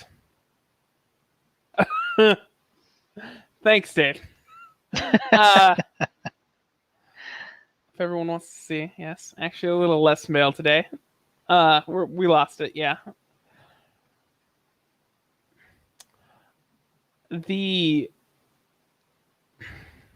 I love Keanu Reeves. The character of Johnny Silverhand is supposed to be this charismatic freedom fighter slash terrorist character that's like super angry at the corpo system. Essentially, corporations are like taking over and becoming more powerful than government. And so the story you see for him is 20 years ago, he nuked this building in Night City. Like, he destroyed it. But he was captured, and he ended up like losing his consciousness, was put on this chip, and he died. I don't feel like Keanu Reeves plays that character well. Huh. Because like when you think this guy's a band member, like the whole thing opens where he's in a rock band and he's singing in front of a bunch of people. He's supposed to have energy and like charisma and excitement. Like, that's the character. But I feel like Johnny Silverhand plays much more like a John Wick than he does that character. He needed more Bill and Ted and less John Wick. Not even Bill and Ted, but like it's somebody that Keanu Reeves hasn't really played. At least that I've seen. I mean, I haven't seen everything he's done, but like he's not supposed to be super stoic. And not that Johnny, you have an actor who does stoic well, and it feels like that's coming off, but he's trying to be somebody who's like angry at the system. Mm-hmm. And I don't feel like it works. That kind of sucks, because from what I understand, he's like pretty crux to the whole story. Yeah, and his voice acting isn't the soundest. I feel like they went for star power from having Keanu Reeves more than they did try to find somebody to play that character. Nah. And that's disappointing, because, I mean, yeah, I love Keanu Reeves. I was excited to see him. But, like, when you first start interacting with the person in your head, because you find out that it's taking over your brain, soon you will be replaced with Johnny Silverhand. Like, that consciousness will override your own, and you will, for all practical purposes, die. So you have to go out and find a way to stop this, or you can embrace it if you want. You find out that he can kind of control your body if he tries. And when you first start talking to him, he doesn't want to be in the situation either, and he'd rather you die. Like, he'd rather die than be in this situation. He doesn't want your body. He doesn't give a shit about that. That's not him. So fuck you. And he tries to kill you. And technically you're killing yourself. And that whole scene plays out like that should be much more like tension, energy, like excitement. But he's just kind of like, I'm going to try to kill you. You know what? Never mind. I've decided I'm going to let you live. Because we have stuff we can get done. Like... Man, now saying that, I just thought of Far Cry 2 and how cool it might be if Cyberpunk took the route that Far Cry 2 did, where in that game, in the middle of a fight, you could have a bout of malaria and have to like take pills, or like your gun could jam in the middle and you have to do that. If in the middle of a fight in Cyberpunk, suddenly he takes over and like your gun stops working. Because he's like, no, I'm trying to get you killed. And like you have to do a little thing to take control back. That would have been really cool. Okay, so it's not that. He eventually tries to work with you. This might be my own personal preference. Maybe I'm understanding the character of Johnny Silverhand. But when you talk about like a rock star, someone who went to his last concert, drank a bottle of alcohol, and then went to go nuke a building, you don't think of somebody who does like stoic well. You don't think of somebody who does like moderation. I know someone in the chat, Bitters, mentioned Tyler Durden. And yeah, that feels like a better like frame of reference for this character. I don't know who that is. That's Brad Pitt from Fight Club. Oh. Yeah. I've not actually seen Fight Club, but I've seen enough like scenes that like it's good, and he is that sort of charismatic anarchist. Yeah. That does not come through, and that's disappointing. That's all. Like, so after this opening where there's a bunch of an illusion of a choice that, like, okay, you could be this guy who wants money, so you could be like, hey, I want a bigger cut. I want, you don't get like the things that they ask for. It doesn't change anything, like, at all. You can do everything in the opposite ways, and nothing about the story or the set pieces changes. Yeah, that sounds disappointing. And then, of course, it's a first-person shooter, and even the melee system, it doesn't change anything. Like, it doesn't feel different or innovative in any way. So it ends up making the whole game feel like nothing was promised came through. Like, I was okay to wait for the bugs to be finished, but I was expecting a great game afterwards. Yeah. It sounds like it's more of just an okay game that was then riddled with bugs. Yeah. That sucks. CD Projekt just needs to make The Witcher 4. Yes. Totally. All right. Talk to you later. What? Oh, I think Nick's... go goal. You're talking to goalie. Yeah, I think goalie's leaving. Chat. Okay.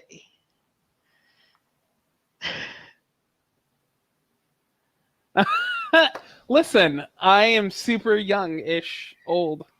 I'm only 29. Like, Fight Club came out when I was too little to go see it, and I have yet got the chance to go see it again.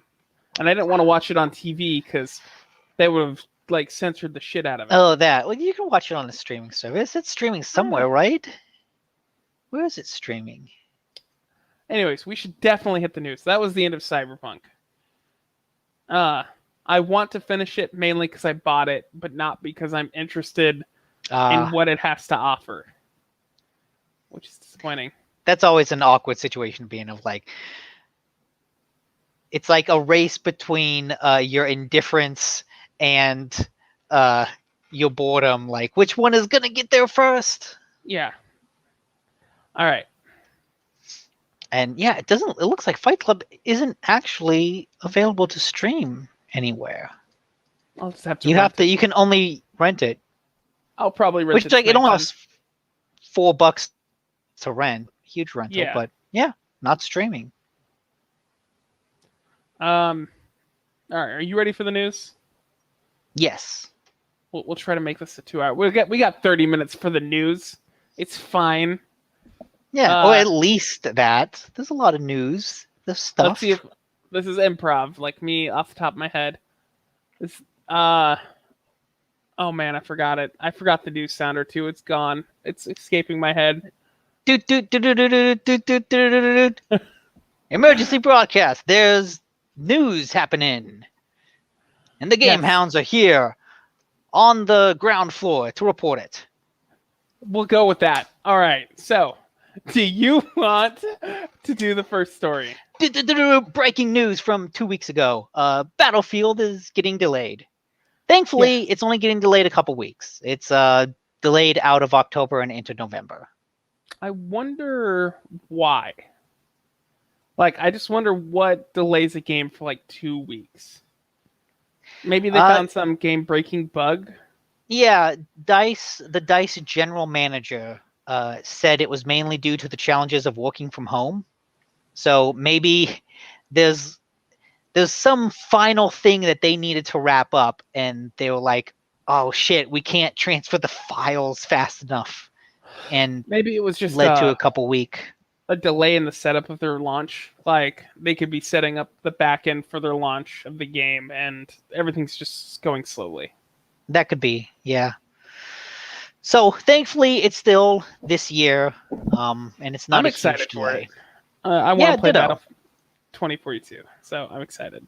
And I'm glad that of all the other larger delays, this one was only a month. It feels like it very easily could have been delayed into next year. Right? Yeah. I mean, there's been a lot of that lately, so I'm really happy that this isn't the case. Yeah. Our next story will go above the fold, just as Edie would say, and we'll start with the big news. I mean, I guess it's continuing news. The Activision Blizzard shit show. Yep. So recently, Activision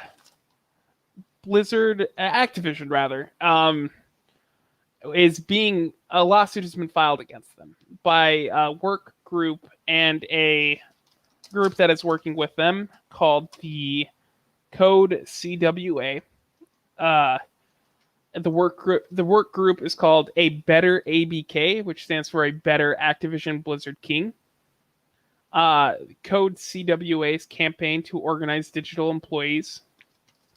They're launching a lawsuit against Blizzard, claiming that they have of union busting, essentially, that they have engaged in. I have notes, so I'm going to read from my notes. Okay. That's a little more coherent. They have filed a lawsuit with the National Labor Review Board on Monday, accusing them of union busting. That management of Activision Blizzard is using coercive tactics to prevent employees to exercise their rights of collective action, stuff like that. God, this is great. I'm so prepared. To be fair, I've only had 6 hours of sleep. I'm so tired. Okay.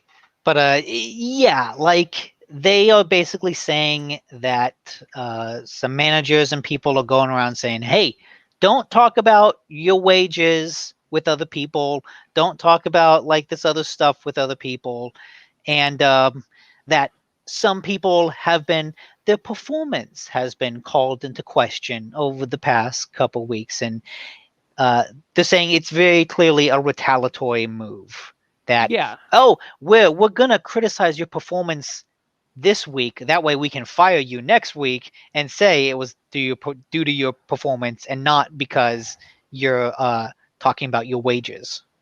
Yeah, there's current, like, they have a standing policy that employees are not allowed to discuss ongoing investigations into wages, hours, and working conditions.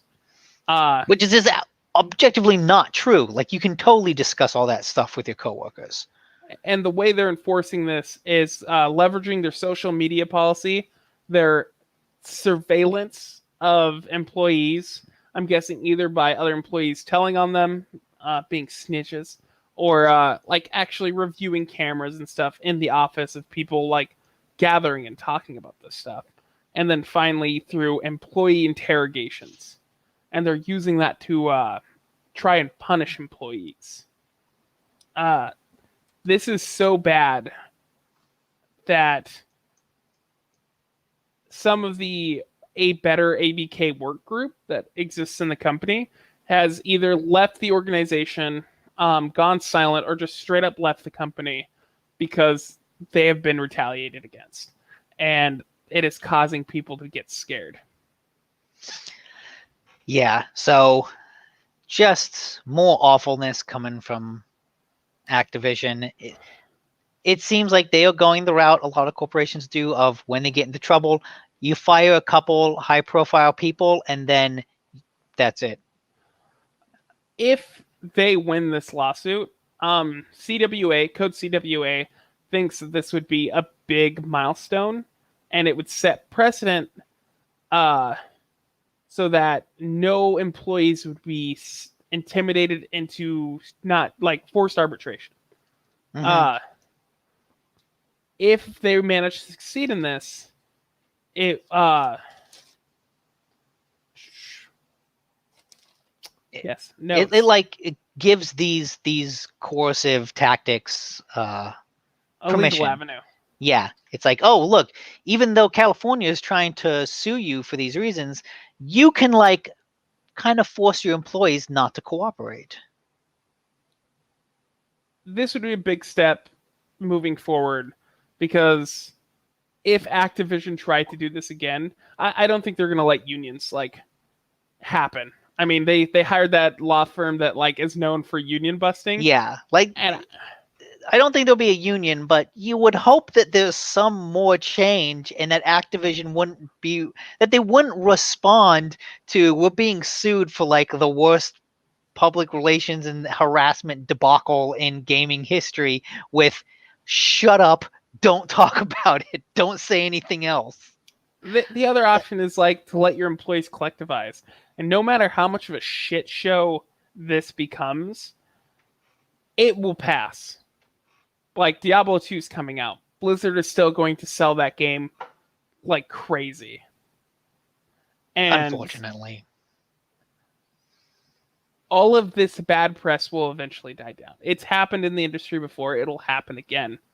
If they back off and they let employees unionize, that is permanent. That'll cost them long term.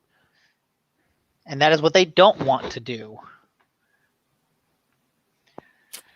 So yeah, hopefully, I hope that the CWA, that it rules in their favor. At this point, anything to help the lawsuit against Activision is like, go for it. Yeah. They not only did they do something awful, needs to be buried. Yes, but like their response to all of this has been just objectively terrible in every way. They've done everything wrong that they could have done. Yeah. At least Ubisoft said some right things, even if like a year later we're still dealing with the fallout of that. At least they pretended to like do the right thing. Whereas Activision is like, nah, shut up. Don't talk about it. Don't talk about it. We'll fire you. But yeah, that's currently the ongoing situation with Activision Blizzard. We'll see how that like turns out. Yeah. I guess All right. Not really related. And I don't have a banner for this. God damn it, cat! Stop clawing my shirt. There was some rumor going around that Microsoft was gonna buy something else. You know, another Bethesda level acquisition. It came from like some YouTuber, kind of ran on Twitter. Just a complete rumor with it. But my pie in the sky, shoot for the moon assumption is, but it's Activision Blizzard. Because I'll bet Bobby Kotick is like, I'm going to sell the farm, get a check, and bounce before this whole place burns to the ground. I'll sell Call of Duty to Microsoft, get a big check, and then just flee to the Bahamas where I can live out the rest of my life. I think it's a little too large. I think Activision Blizzard is larger than Bethesda in this case. Oh, sure. But you know, that's why Bobby's like, fuck it, I'm gonna do this, get a huge ass check, and then bounce. You fuckers can't stop me. Yeah. We'll end up seeing what happens. I mean, I wonder who they're gonna buy. Yeah, and again, there's a good 80% chance that it's nobody. Yeah. They still need to make money back from Bethesda. Yeah. All right. So, next one. There has been a PlayStation had a big showcase where they showed off a lot of their upcoming games. Some of which are a full-on, like kind of from the ground up remake of Star Wars: Knights of the Old Republic, which was I'm excited for. Yeah, like the game that kind of put BioWare on the. Well, it didn't put. Yeah, it put BioWare on the map. They made a bunch of PC CRPGs before then. Knights of the Old Republic, I think, kind of put them into the mainstream. But it also seems to be a PlayStation exclusive. If not a timed exclusive. It will be coming to PC. Well, I feel like at this point, whenever someone says exclusive, it always comes to PC. Well, speaking of, that game I want to play because I could never get into the old version, despite how good I heard it was, because the battle system has not aged well. The game in general has not aged well outside of the story. But looking at another exclusive that was shown for the first trailer, God of War Ragnarok was also shown at the showcase. And that was a game that is PS5 exclusive. Like, that's not going to be on PC. Okay. And it looks exciting. I'm so hyped. It does. It looks really cool. And even after the fact, he's not the director for this one, but Coy Barlog who works at Sony Santa Monica, said that this one will actually wrap up the story of this rebooted God of War. That Sony Santa Monica is not looking to make it a trilogy because then that's pretty much kind of stretching the story of the game out over 15 years, because it will probably take 4 to 5 years to make a third one, because this one has been about 4 years since the first one. And he's like, that's too long. That's too long. We're going to wrap up the story now. We can do it. It just makes sense. Then we can go on and like move on with our lives. So that's not to say that won't make another God of War. no, like, and I saw people's like on Reddit after he had said that saying, well, now you can make God of War Egypt. Yeah, because they hinted at that in the first one. Exactly. So yeah. I do think that's cool that we can kind of look forward to a conclusion as well as a cool game and then a future from there. Which is nice, because, I mean, that game was pretty much fantastic on every level, and like to see a well-told story is amazing. Yeah. Agreed. Thanks. That's one thing we can agree on, is that God of War kicks ass. Yeah. I'm impressed by the maturity that game has accomplished, going from its old games to this one. Yeah, for sure. It really does feel like Kratos grew up. And it feels like the same game. Like, with just character development, it feels like it's a continuation, which is just impressive considering the differences. Yeah. Good old 2018 news. Yes. And then some of the other things they revealed, Insomniac is making Spider-Man 2. It'll have both Peter Parker and Miles Morales. So the little interquel that they put out for the launch of the PS5 with Miles Morales, they're not just going to ignore that. He's going to be seemingly a co-lead for this one. And it looks like the main villain is going to be Venom, which seems appropriate since that movie's coming out soon. That's exciting. Like, Venom has always been fun to like play against in games. So it'll be kind of neat too to fight another web slinging villain. Because I mean, you think about the first Spider-Man game. Did you play that one? Yeah. It was the Sinister Six. None of those enemies are all just human, like human kind of enemies. Whereas when you think of Venom, that's going to change the dynamic of the gameplay so much, and I'm so happy for that. Yeah. Can you imagine having to like fight like symbiote Spider-Man versus Miles Morales? Like, if that's a thing you have to do. Oh, that would be interesting. Yeah, if it takes over one of them. Yeah, and like... Oh, that'd be cool. That would be neat. I think so. One would have to save the other one. Yeah. And then Insomniac is just like, they are on the Marvel train because they also put out a little teaser trailer for a Wolverine game.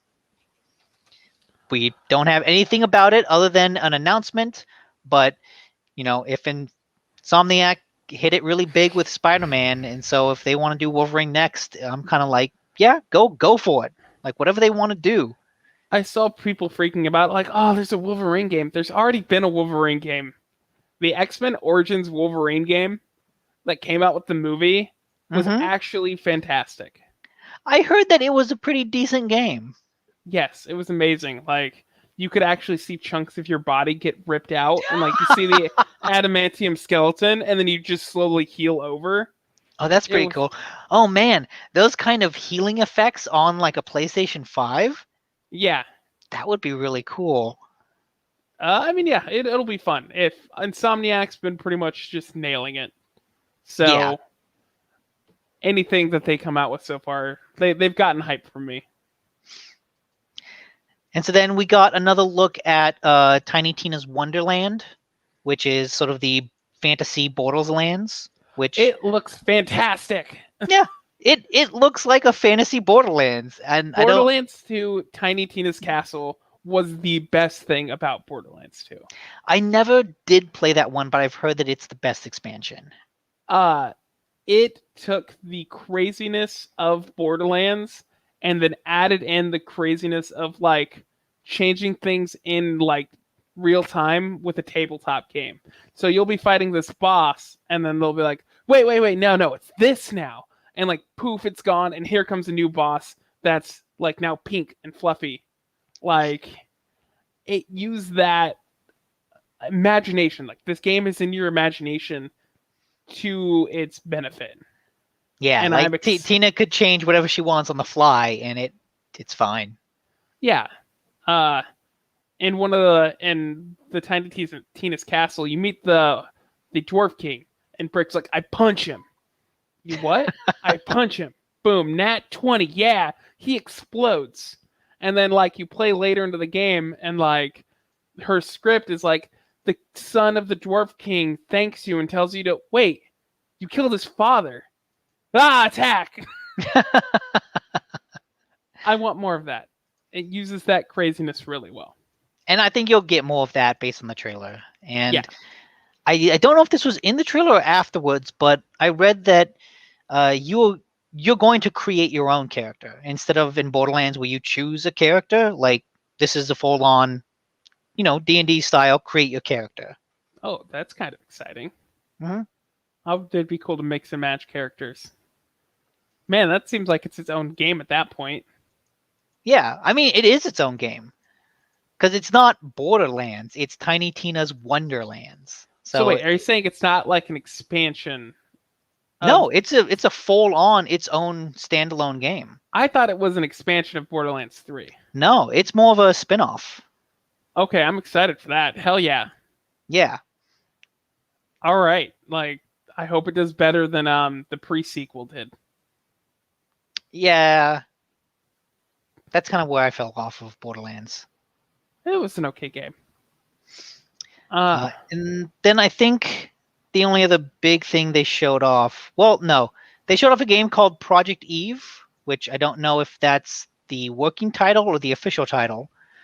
Bonkers-ass trailer that kind of looked like Bayonetta mixed with Dark Souls or something. It kind of looked like a spiritual successor to Bayonetta, in that you have attractive anime woman in a crazy dystopian Earth cutting up giant, disgusting robot monsters. Did you just describe Nier? Sure. You know what? It's a lot of games out of Japan. Let's be honest. What was the game that came out recently? Scarlet Nexus, I think. I think that's Scarlet Nexus. I've not even heard anything about that. It's an anime game. They also shot a trailer for Forspoken, which is the new one coming out from Square Enix that was previously shown off with the working title of I don't remember. Project Athea. Yes, that was it. Thank you. And Forspoken actually looks really cool. Had an interesting story where a woman from the modern day Earth gets teleported somehow into this fantasy land and has a talking bracelet that gives her magical powers. It's an isekai. Well, we don't... Does isekai mean that it's a fake world or just a fantasy world? Just transported to another world. Okay, it doesn't necessarily mean like video game world. Yeah, like okay. It could mean technically it's Sword Art Online is an isekai. Yeah, but that's a fake world. Yeah, but I mean, there's plenty of like real worlds. Have you ever seen Konosuba? Mm-mm. You should watch Konosuba. Okay. But yeah. So yeah, it totally is an isekai game. That's great. I don't know. It looked fun. It looked exciting. I'm excited for a Square Enix action game. Yeah, I think it looks really cool, and like the powers that she has seem really, really interesting. Yes. And watch then Konosuba and the movies. Okay, I'll look into that. They showed off a trailer and announced that Alan Wake is getting remastered. So, yay, that's cool. I wonder if they'll come out with Alan Wake's weird because it didn't do very well, but it's been referenced in so many of their other games as like. I feel like it's one of those games that it didn't premiere at #1 when it came out, but over the course of all the several years, it's become a cult classic. It was a good game. I actually finished that one. I'm kind of happy I did, but yeah, it's just been referenced in like Quantum Break, Control. What else? I think that's all they've done after Alan Wake. No. What's the studio? Remedy. Remedy? Yeah. Okay. Yeah, Alan Wake was 360, then Quantum Break was Series X, and Control was that same generation. Looking up their games. Yeah, they had a couple DLCs for it, but yeah, I think that is a game that over time has found the fan base that it didn't upon release. Damn, you right. Yeah. There was the Alan Wake's American Nightmare. That Never was played a that one. that was just a downloadable game. Yeah, apparently I have a game called Crossfire X coming out. I think, don't they kind of all have a shared world? Like Alan Wake, Quantum Break, and Control? Yes, in theory they do. At least, I mean, Control had an Alan Wake expansion at the very least, and I don't know how Quantum Break fits into it. I know that I'm fine without more Shield Hero. What? Did you ever finish it? I watched the first season, like we did. We watched it all together. Okay, so you did finish it. Yeah, it's okay. I need to watch the 4th season of JoJo's Bizarre Adventure. That's what I need to watch. That show's weird. It's just fucking. I love how bonkers it is, but yes. What else did they show? They had a trailer for Ghostwire Tokyo, the new one coming out from the developers of The Evil Within, which looks pretty cool. A lot of it is kind of first-person shooter stuff, but instead of like shooting a gun, you're kind of making symbols with your hands and using that to shoot, which I don't know, I find kind of cool. It's just a completely different aesthetic for like a first-person shooter than what anything we've seen before. Yeah, I mean, I don't know. I'm not as excited for that one. It didn't seem as interesting to me initially, but we'll see. And then at the time, Deathloop was not out, and of course they had another trailer for Deathloop because I don't think you can have a Sony event and not show Deathloop. I think they've fucking shown 18 trailers for that thing over the past 2 years. Are you gonna play Deathloop? I want to. Like, I've heard really good things about it, and I'm really interested in it. But I think once I get through my Hades fugue state, there's a bunch of other Game Pass games that I downloaded that I want to check out first. Okay, see, I need to play. I bought a game called Tales of Arise that I want to play through. I've heard that's also really good. Yes, Tales of Arise is essentially it is very much like Final Fantasy, not in game, story, or tone, but in the idea that you have these series of games that are all loosely connected by like similar terms and lore. Like, you know, Moogles, Chocobos, stuff like that. Mm-hmm. The Tales game is very much like that. Like, none of them are like, there are some that are connected, but they're not like necessarily related. But they all share like similar wordings, like arts, the magic stuff.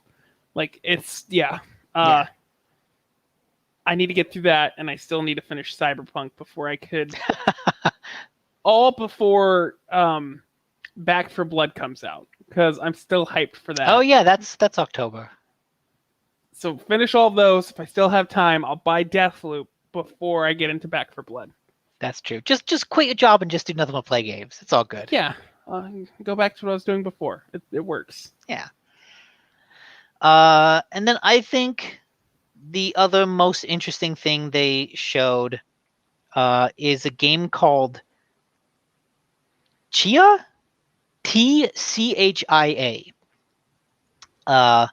Which looks like this adorable and really visually beautiful game where you play this little girl that kind of takes over the bodies of animals and uses those to explore a tropical island.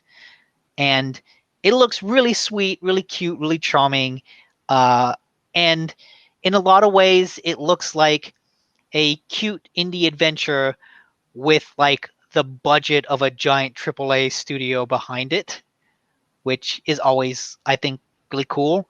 Um, I don't know who is developing it though. Oh, not sure. I haven't even heard about that. Yeah, and then they showed off a trailer for Gran Turismo 7, which it's a racing game. People like it. Not my thing. They showed off a trailer for Rainbow Six Extraction, which is Rainbow Six versus Aliens. Which yeah, that's gonna be a standalone. Mm-hmm. A spin-off of Vampire the Masquerade called Blood Hunt. Yeah, that's a battle royale. Oh, it is. Yes. Okay, that's interesting.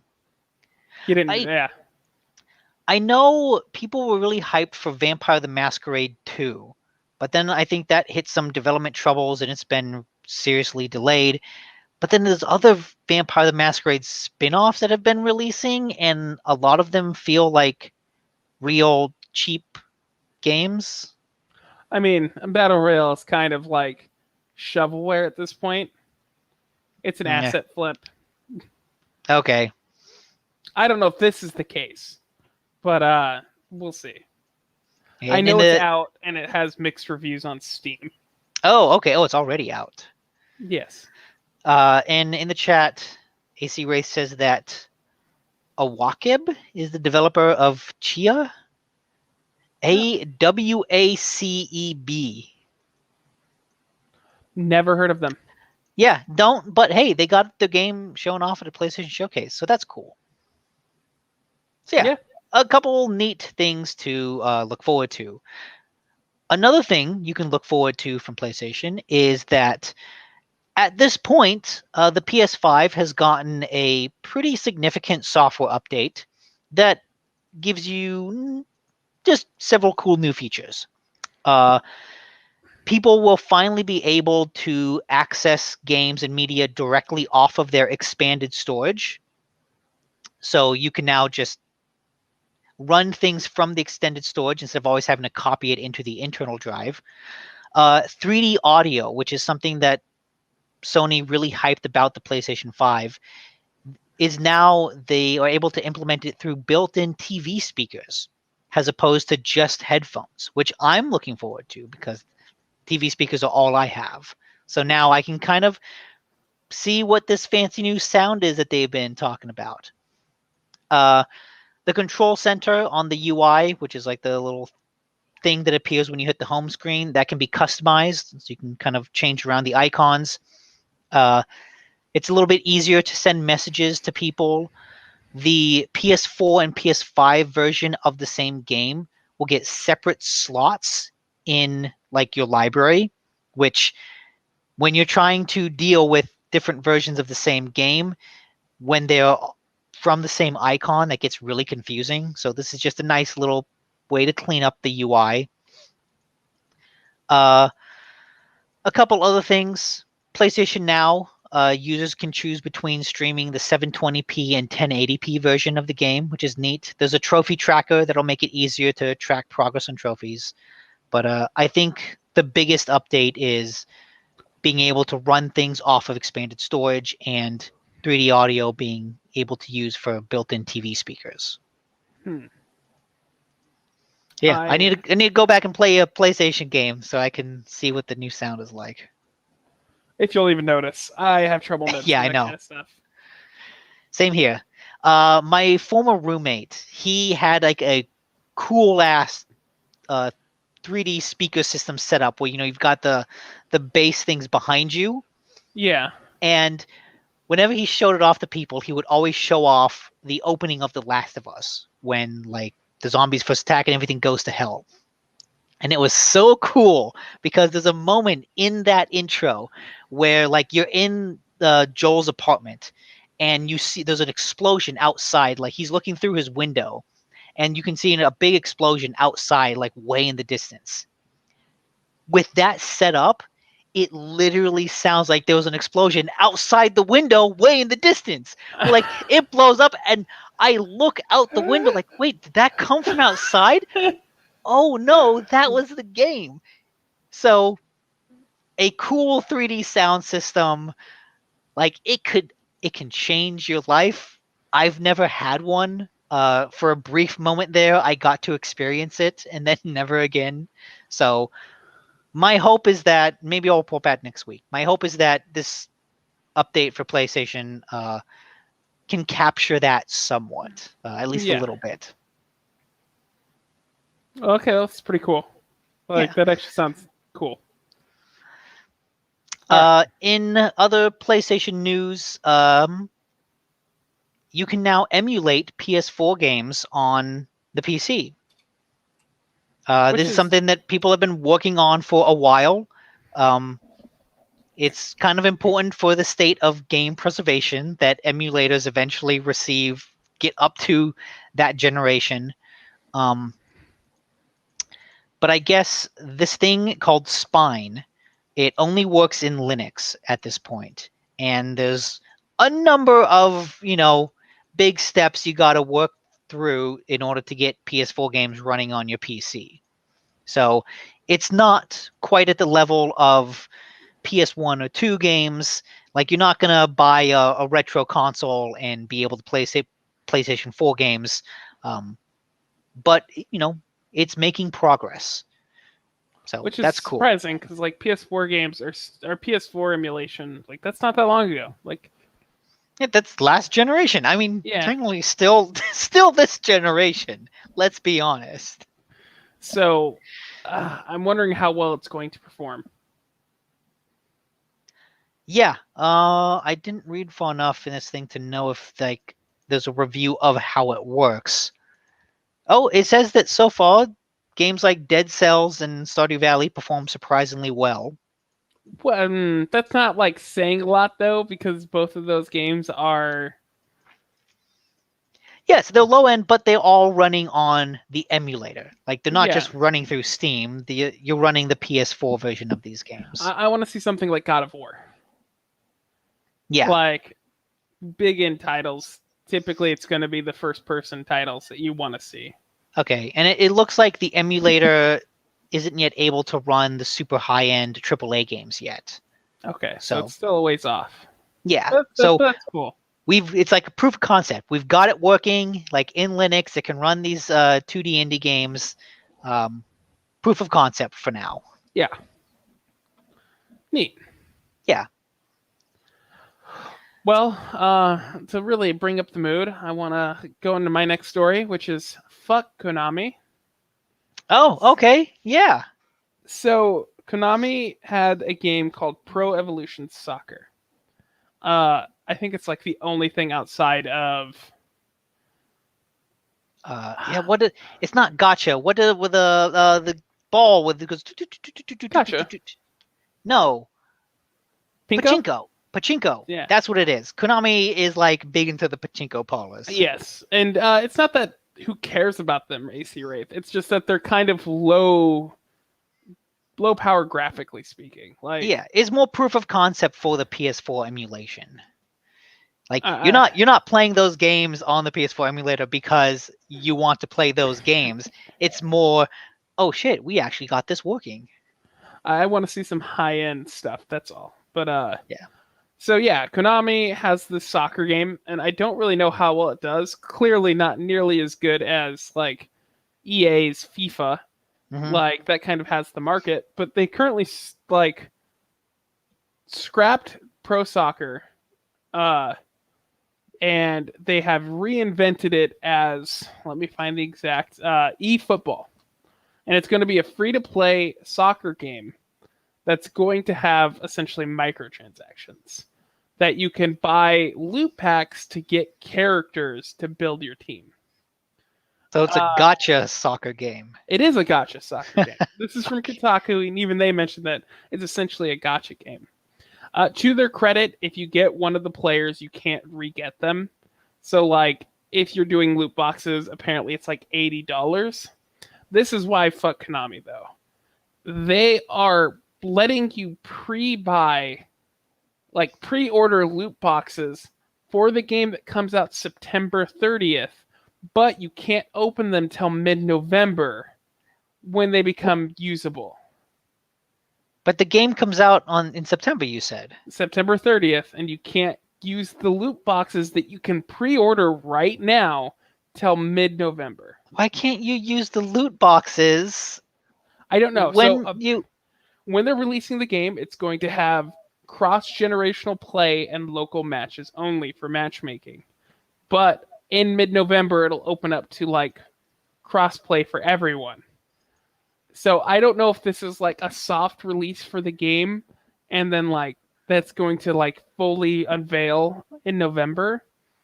That being said, you can still fucking pre-order loot boxes. Yeah. Like, 2 weeks out from the game release. And then on top of that, you won't be able to use them. Like, doesn't that feel scummy? Where's the line? Oh, we blew past the line a long time ago. The line is a dot.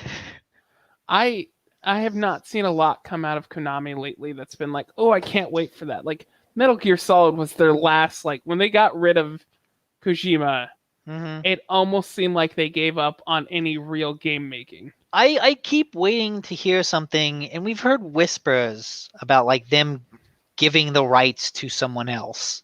And like I keep waiting for them to hey, just give the Castlevania or the Silent Hill or the Metal Gear rights to some other developer and have them develop it for you. But they have not done that yet. Yeah, So, I mean, who knows? I have no idea what's going on with that company. I think they're kind of moving out of the game world and just pachinko. They're a pachinko company now.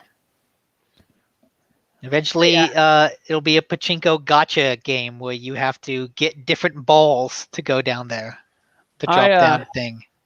I just couldn't pass up a chance to shit on Konami, and pre-ordering loot boxes seems like a good reason to shit on anyone. So it is a new line. Like if you thought loot boxes couldn't get any worse, well, now you can pre-order them. Yes. Yes, that gambling addiction that people love to feel. Now you can pre-order that and wait to feel it later. You can put all your quarters in the slot machine, but you don't get to pull it until 7 days later. Oh, that tension's really going to help, like, feed that addiction. Yeah, because now you're like, well, I put $20 in on Monday. You know what? I'm going to put another $20 in Tuesday, and I'm going to put another $20 in Wednesday. Because you know what? Why not? Why not? Yeah. That's just more things in the future. Exactly. I don't know. Apparently, they only have like 16 teams for their franchise or something like that. The game does not look like it's doing well. Yeah, I mean, FIFA. Yeah, FIFA's sort of taken over the soccer world. Who knows what they're... FIFA is like most of EA's money. It is their Fortnite. I should say Fortnite's Epic's FIFA, but yeah. Anyways. All right, so that's the end of like my prepared story. So you can just...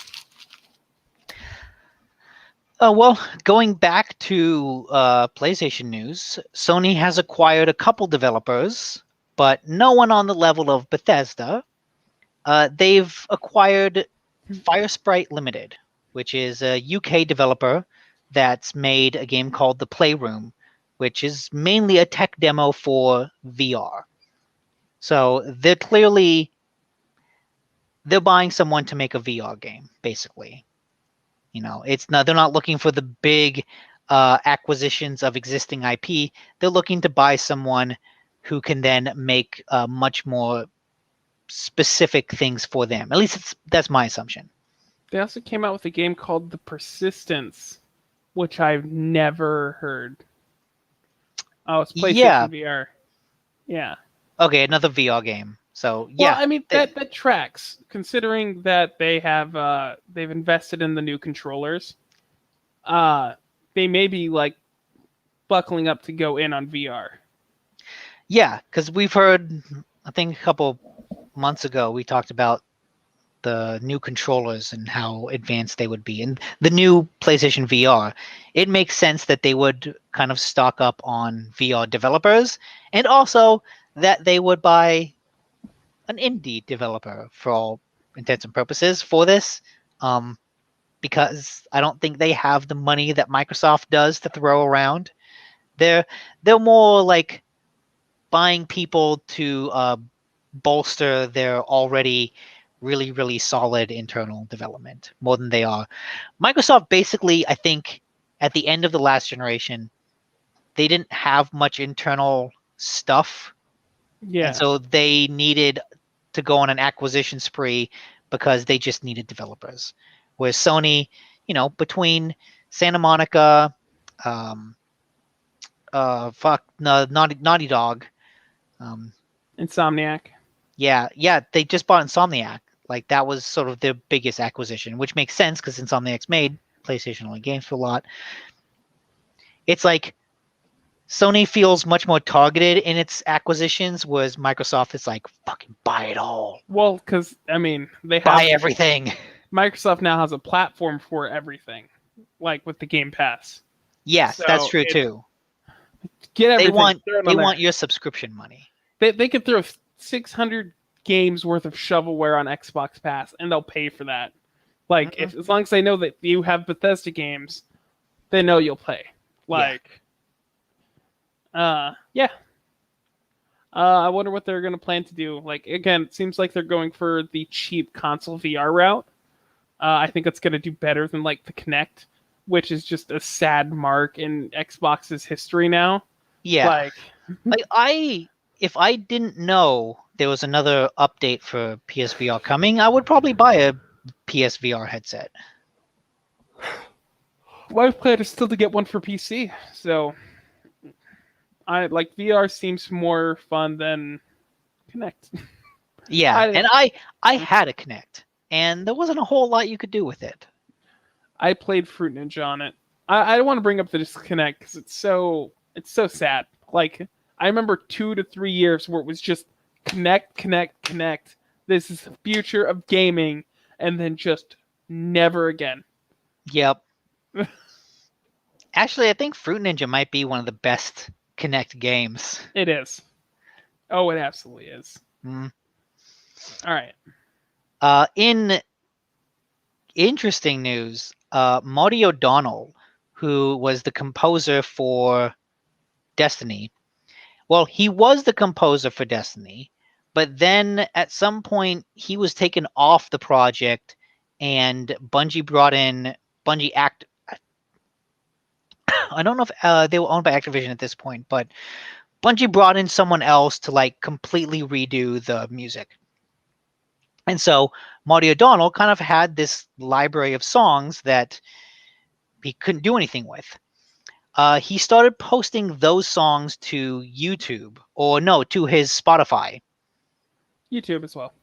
Okay, and YouTube.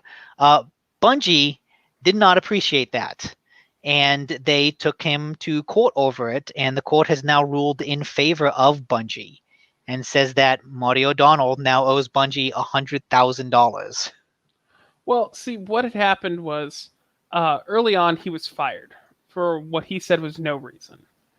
And when he left the company continued to try to use his soundtrack that he had made for Bungie, so they went to court. And he was like, hey, no, they don't get to use my my intellectual property if they're going to fire me, which he won. They were no longer allowed to use that. However, Bungie got the rights that he would hand over any and all assets for the music. So essentially, no one could use it. With him posting this online, it shows that he did not comply with the court order and hand over all assets. So that's why he owes the money. It's because it's not that he posted something; it's that he breached that agreement. Yeah, it's verifiable proof that he did not get rid of everything that he should have or hand it over to Bungie. Because it wasn't just the final draft of these songs; it was every iteration of it that he was supposed to hand over. basically, it's petty shit. They couldn't use it, and they're like, you can't use it. Yeah, and that's why it's kind of weird that like this is coming from Bungie. Like Ooh, not you know more. I imagine that if Bungie had been owned by it was still owned by Activision, I could see them doing this. But this coming from them, like you said, it feels weirdly petty for Bungie, which generally didn't seem concerned about, hey, we have this music, but we're not going to use it. You're not going to use it. No one's going to use it. Bungie's not the same anymore. Like, it's not the Halo company that people grew up with. Nah. They've clearly changed. Like, it's just like Blizzard, essentially. Like, everyone's swapped out that used to be important. Especially right around the time Destiny was being made. That's where they lost a lot of their old blood people. And I kind of get it from Bungie's side of things, where they're like, hey, we paid for the composer or the musicians, the soundstage, all of that to create this music. You don't get to then leave and then use this music. Mm-hmm. Like, if we can't use it, you definitely can't use it. And I kind of get where that's coming from. And they can't really... This is one of those issues where, like, they can't just let this go, because then anyone could do this to them. And then they could point back and be like, hey, you let him use the music later. It feels like one of those things where if Bonnie had waited a decade and then put out the music, people would care a lot less. Yeah. Maybe. It kind of... When did Destiny come out? Well, this would be for Destiny 2 specifically, wouldn't it? No, Destiny 1. This was for Destiny 1. Yes. Well, Destiny is still a very big game that's still in the news, so... 2014. So, it's been nearly a decade. Yeah. Look, because he got fired before Destiny released. That's right. Yeah, it sucks, and I have no idea how, that one individual is going to come up with $100K off of nothing. Yeah, I don't know. I don't know. Like, he's talked on Twitter about, like, after this, he's basically like, I think I may quit making, like, get out of the game industry for good. He then deleted that tweet. But clearly this is affecting him pretty greatly. I don't know. I mean, music was one of the high points of Destiny, especially early on in the promotional stuff. I know all of that changed along with the story, writers, like directors for that game. So who knows, like, who has their hands in that. Yeah. But yeah, that sucks. I would hate to owe $100,000. Yeah, that's for sure. Wonder what made him think he could get away with it. Yeah, that's actually a really good question. Like, did he just think nothing would happen? It's not like you can just release... Like I said, Destiny is still pretty popular. It's not like you can just release Destiny music and have it fly under the radar. Right. All right. So I want to choose your next news story for you. Finger condoms. Okay. Razer, the famous game peripheral maker, is putting out what they call finger sleeves. Condoms. But that everyone else knows they're finger condoms because it's for safe game playing. They're just like little sleeves that you put over your index and thumb finger, and they're made for mobile gaming. These non-slip finger gloves are supposed to make it somehow easier to play a game. What? It's a stupid thing. Everyone that sees it has to laugh at it. I gotta give kudos to Razer for actually going through and making it and not having it be like an April Fool's Day thing. But yeah, who knows? It's like, go ahead, Razer, do it. Who knows? Let's see if I can't Yeah, there we go. I play enough mobile games. I cannot imagine putting these on. Right? Like, I mean, there's people who take this stuff way more seriously. But yes, those are the Razer finger sleeves, so that you do not pass any horrible diseases to your phone. But like Mobile games safely, people. they don't even. I don't even understand how it's supposed to make like Maybe it makes the gaming connection easier. better. But like the connection is meant like it uses your finger. It's meant to test skin. Like if you tried to do a touch screen with like a towel or something, or you put like a tissue over your finger and rub the touch screen, it's not going to have an effect because it understands the feel of skin. I don't know. So obviously, yeah, I don't get how this is supposed to make anything so better. your fingers don't chafe. Yeah, because that's a big problem. It Maybe if your screen is cracked and you don't want to like rub your finger over it because then you might get a little tiny glass. Is this like the gaming equivalent of a paper cut? I'm not sure. I mean, you just don't understand high-end phone gaming, Nick. Yeah, that's true. You're too old. You got to get hip and cool with mobile gaming to understand. All the kids are now doing the Fortnite competitions on their iPhones. Yeah. No, wait, not their iPhones. It's not on iPhones. You're right. All their PUBG competitions on their iPhone. Technically, it should be coming to iPhones again now that the thing's over, right? No, wait, did we? I don't think we've actually talked about that. I thought you guys talked about it the week before. No, because we didn't have a podcast that not week. Last week, but like 2 weeks ago. I don't think it had happened at that time. Well, we don't have anything prepared, and I'm sure Edie wants to be here for that one. That's true.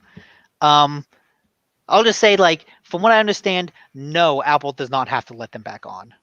So, Okay. Still no Fortnite on your iPhone. Well, yeah.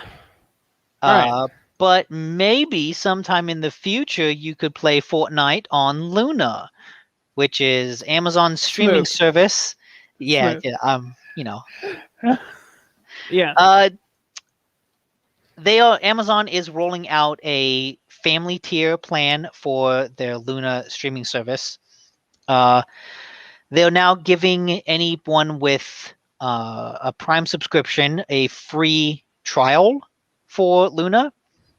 But apparently the free trial ended on September 15th. So, not useful to you now. But because the Luna tier for Prime is an extra $6 a month. But apparently now you can, for an extra like $3 a month, you can do a family plan, which is basically just, hey, you can stream it to more things at once. It's interesting. I tried out Luna for a while, several months ago. I think back in December, because they had a 7-day free trial. And I tried it. Wait. I was just starting to connect some dots. Because I remember a couple weeks ago, I was like, yeah, someone was using my credit card for Amazon Prime. And that was it. And I didn't know. And it started in December of 2019. Was that when I tried the Luna trial? Did I somehow start Amazon Prime without it actually getting Amazon Prime? I don't know. Anyways, I tried Prime. I tried Luna. It worked well enough. I could stream without issue, simple games, but I tried to play a Metro game, and that was like nigh unplayable on my connection. But what I distinctly remember is it ate through my internet bandwidth cap like crazy. Yeah. When I played that, like I got little text messages from Comcast saying, "Hey, you're at 70% of your monthly limit. You're at 90% of your monthly limit. Just as a warning." So again, I don't know. even if streaming games takes off and it works flawlessly, like it still eats through so much data that it kind of renders itself pointless. Yeah, I mean, streaming's always been one of those things that just tears through your data. Yeah, especially if you have a family plan. Like, hey, cool for them for offering that, but that just increases the data you go through. Hey, there's some people who can afford that stuff. That's true. I don't know. I never got into Luna. It's not something I would necessarily find useful personally. Yeah, I just want. It was a streaming thing you could do through your browser, so it's not like with Stadia, you have to get the console. Yeah. So I was like, hey, let's try out the streaming thing, and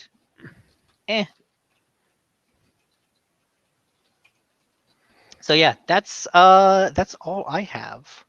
That's definitely all I have. So I think we're done. I think that's everything. We did it, Nick. We did a show, just me and you. We did. We've done this before, though, right? Yeah, but normally we lose viewers. So I mean, like it's a risk. It's a risk we take. Without Edie. No, we didn't lose viewers. We gained viewers. You're right. We had Golian. Exactly. At one point. There's plus at one point. There we go. Yeah. I mean, AC With came in and got in all the links because this was the Hades show. Yeah. He thought about like not showing up because it was just me and you. Not at all because his power was out, just because he didn't. Oh yeah. He was just like, I'm not going to show up for them. But then he would listen to us and he's like, yeah, they deserve me. Yes. And we're thankful for your presence, AC Wraith. Yes. I see. Bitters Plus is his favorite episode so far. Oh, I definitely. Yeah. Absolutely. So you know what? I'm going to call it now. Next week, it's just you and me. Oh no! I don't think that's a good idea. Yeah. Man. What? Who here can say no? Edie no will. One can. If she ever watches the episode, she may not. She's not watching it. Her internet's down. Remember? All right. So should we close out then? Yep. That's all. That's all I got. Make the wonderful sounder noise. All right. Thank you for listening to the GameHounds, episode 610, which I forgot to mention at the beginning. Oh man, I already forgot what I named this title, and I totally named it. So, the Not So Dynamic Duo. Okay. Yeah. I've been Andrew Smith, and with me has been Nick Nicola, or Dick Nina Soda. What? Nick? What? What the hell was that? Was that an actual flub or? Yeah, that was a terrible flub because I still have no caffeine in me. Was it Dick Dinnesota? Yes.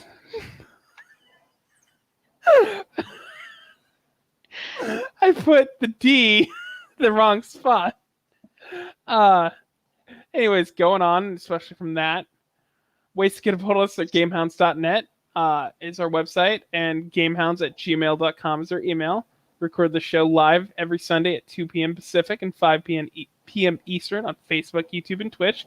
Yes, we're back on Facebook, despite Nick's protests. You can find us. You can find us on Facebook and Twitch as the GameHounds, and on YouTube as GameHounds Vids. That's VIDS as in videos. We have a Patreon that helps keeps the show going. $1 a month is all we ask, and it helps us keep this video feed going. It's patreon.com/gamehounds. Thank you to all our Patreons that keep the lights on for us and allow us to be here every week with our video feed. We'll be bad. We will be bad. We will be back next week. Thank you, everyone. Dick Dinnesota out. Later.